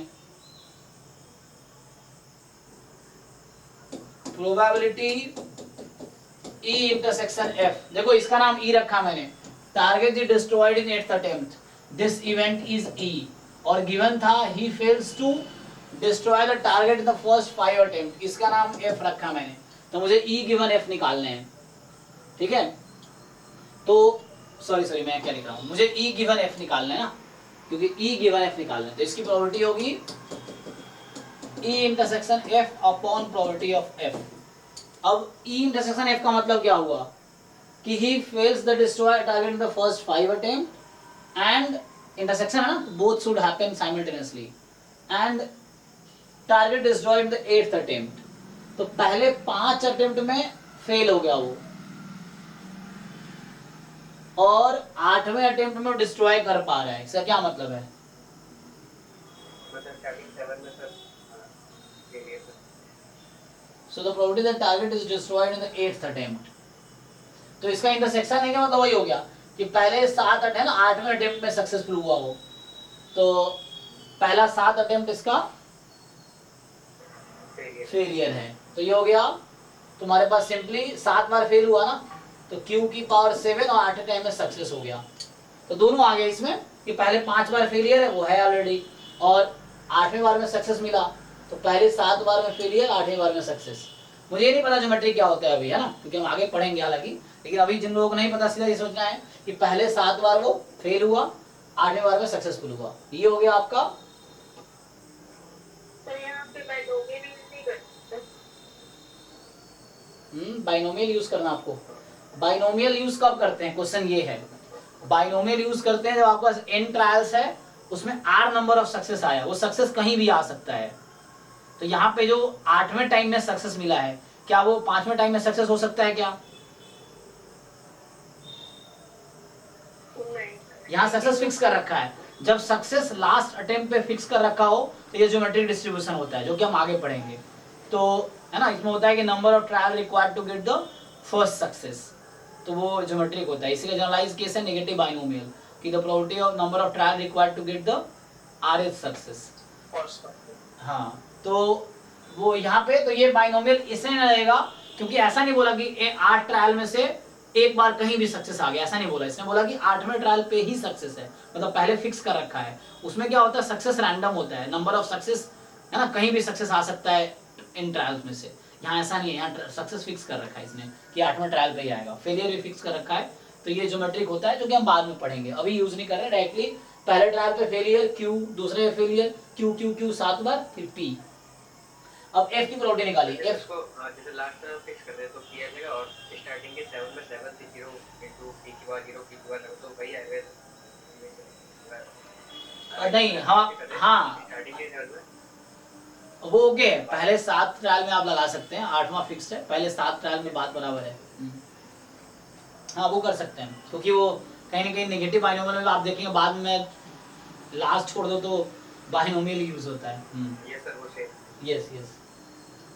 तो और यहाँ पे F आपके पास है, सो F क्या लिया था मैंने कि he fails to destroy the target in the 5 attempts। अब देखो, अब आपके पास F की प्रोबेबिलिटी निकालनी है। उसने ये कहा कि the person makes repeated attempt to destroy a target, attempts are made independent of each other, the probability of destroying the target in any attempt is 0.8। तो मतलब ये तो डिस्ट्रॉय करने का 0.8 है, डिस्ट्रॉय नहीं करने का 0.2 है। तो अब पूछ रहा है कि probability that the target is destroyed in the 8th attempt is. अच्छा वो तो हो गया, हमने इंटरसेक्शन का निकाल लिया, मुझे F की प्रोबेबिलिटी निकालनी है। तो F नाम दिया है मैंने इसका कि पहले 5 अटेम्प्ट में डिस्ट्रॉय नहीं कर पाया। बताओ क्या प्रोबेबिलिटी है? Q power 5। Yes, just Q की पावर 5, और कोई रिक्वायरमेंट नहीं है एक्चुअली, क्योंकि हमें आगे बात नहीं करनी है, मुझे बस पहले 5 ट्रायल की बात करनी है। So we just have talk about first 5 trial only, क्योंकि F में 5 ट्रायल की ही बात हो रही है। He fails to destroy the target in the first 5 attempts. So we don't have to talk about the other attempts actually. We have to talk about only first 5 attempts in case of event F. So कितना आ गया? तो यहाँ से आ गया आपके पास Q square into P। हालांकि हाँ ओके, सो आप पुट कर लीजिए वैल्यू, है ना। हालांकि एक मेमोरीलेस प्रॉपर्टी होती है ना, वो ज्योमेट्रिक और एक्सपोनेंशियल में लगता है, तो वो भी यूज कर सकते हैं आप।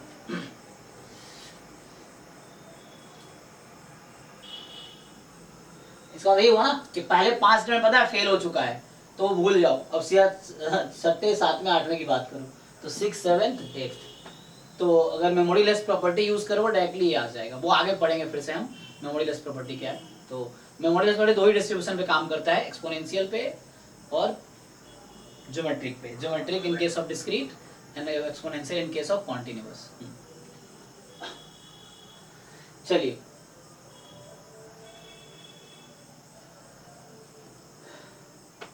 a 4-digit number is chosen at random, the probability that there are exactly 2 zeros in that number is। हो गया ये, सॉल्व करूं?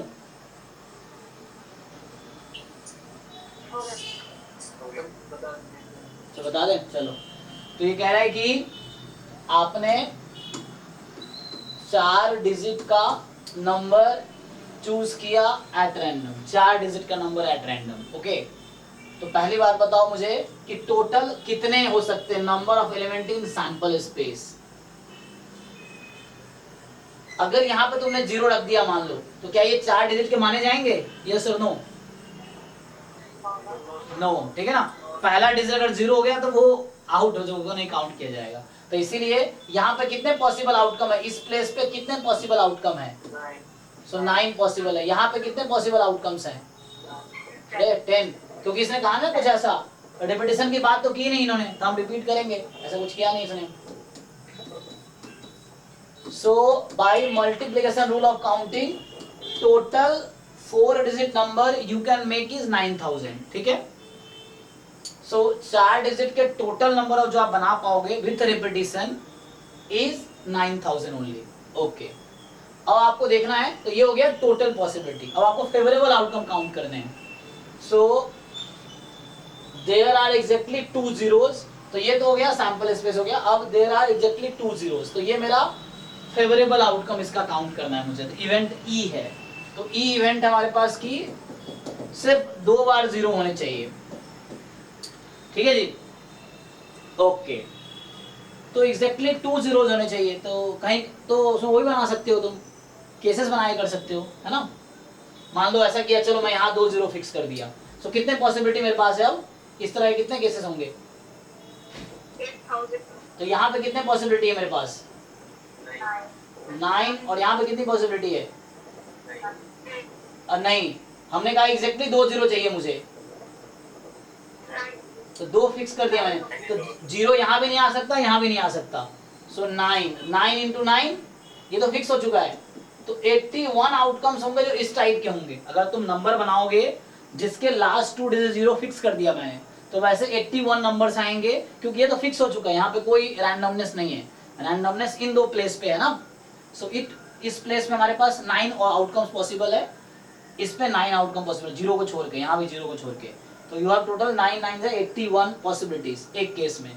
और दूसरा केस क्या हो सकता है कि आपके जीरोज यहाँ और यहाँ पे हैं, तो अब कितने आउटकम्स आएंगे, 90 क्यों आएंगे, तुम्हें एग्जैक्टली 2 ही 0 चाहिए। हाँ 81 ही आएंगे, यहाँ भी 9 पॉसिबिलिटी, यहाँ भी 9। आप 0 यहाँ भी पुट नहीं कर सकते ना, अगर आपने 0 इंक्लूड कर दिया उस प्लेस पे तो 3 zeros आ जाएंगे, हमें तो 2 ही 0 चाहिए ना।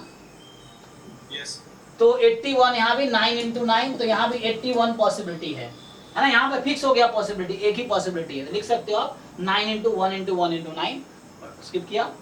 और केस क्या है,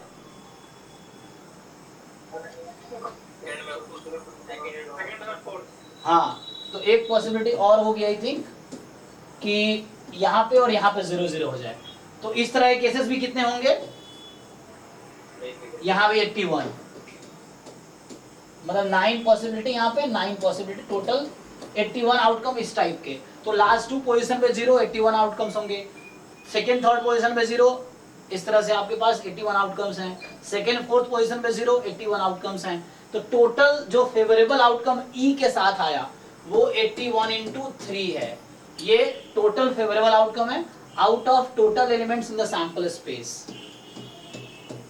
चेक कीजिए आंसर आ रहा है कि नहीं, क्या आ रहा है, ओके।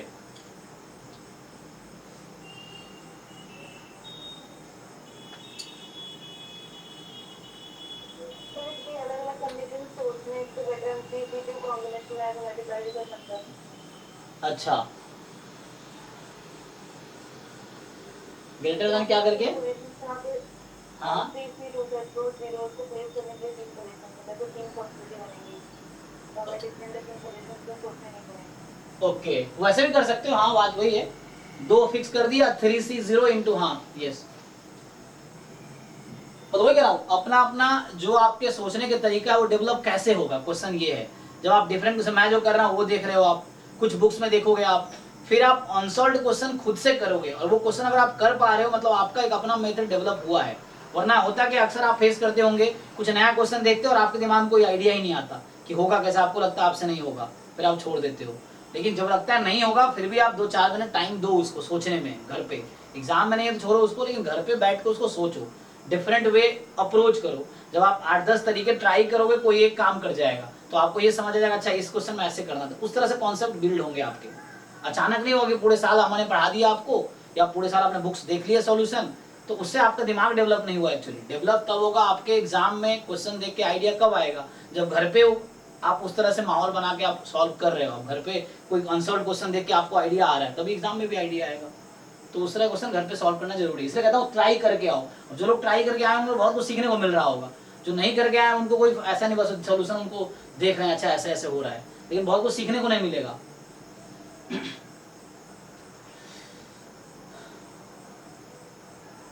मतलब ज्यादा वो लोग सीखेंगे जो ट्राई करके आए हैं, मतलब ये है।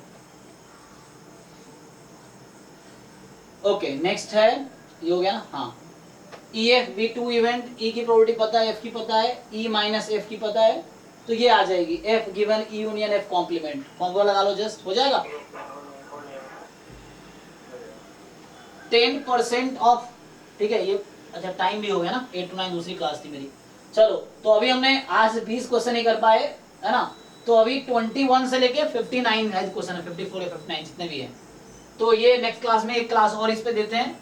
और आप लोग फिर से मैं कह रहा हूँ, जो लोग नहीं ट्राई किए हैं पूरा कंप्लीट करो, एक बार एक एक क्वेश्चन साफ साफ लिखो, और ये बाद में फिर से आएगा है ना, तो उस समय आपको कॉन्फिडेंस आएगा क्योंकि you know the concept actually, जब आप डिफरेंट क्वेश्चन प्रैक्टिस कर रखे हो, तो फिर नए क्वेश्चन भी इस पे आएंगे तो आप सोच पाओगे, क्योंकि आपने ये खुद ट्राई किए हैं। जब खुद ट्राई करोगे तो आपका ब्रेन डेवलप होगा, ये चीजें, और जब नहीं हो रहा है तो फिर उसमें हेल्प लो मेरी, आप सारे क्वेश्चन में हेल्प लोगे फिर तो वो हो जाएगा। तो नेक्स्ट क्लास तक आप इसको कंप्लीट करो, और फिर हम एक क्लास और इस पे डाउट क्लास करते हैं, फिर नेक्स्ट क्लास में फिर नया टॉपिक स्टार्ट करेंगे, डाउट खत्म हो गया तो ठीक है।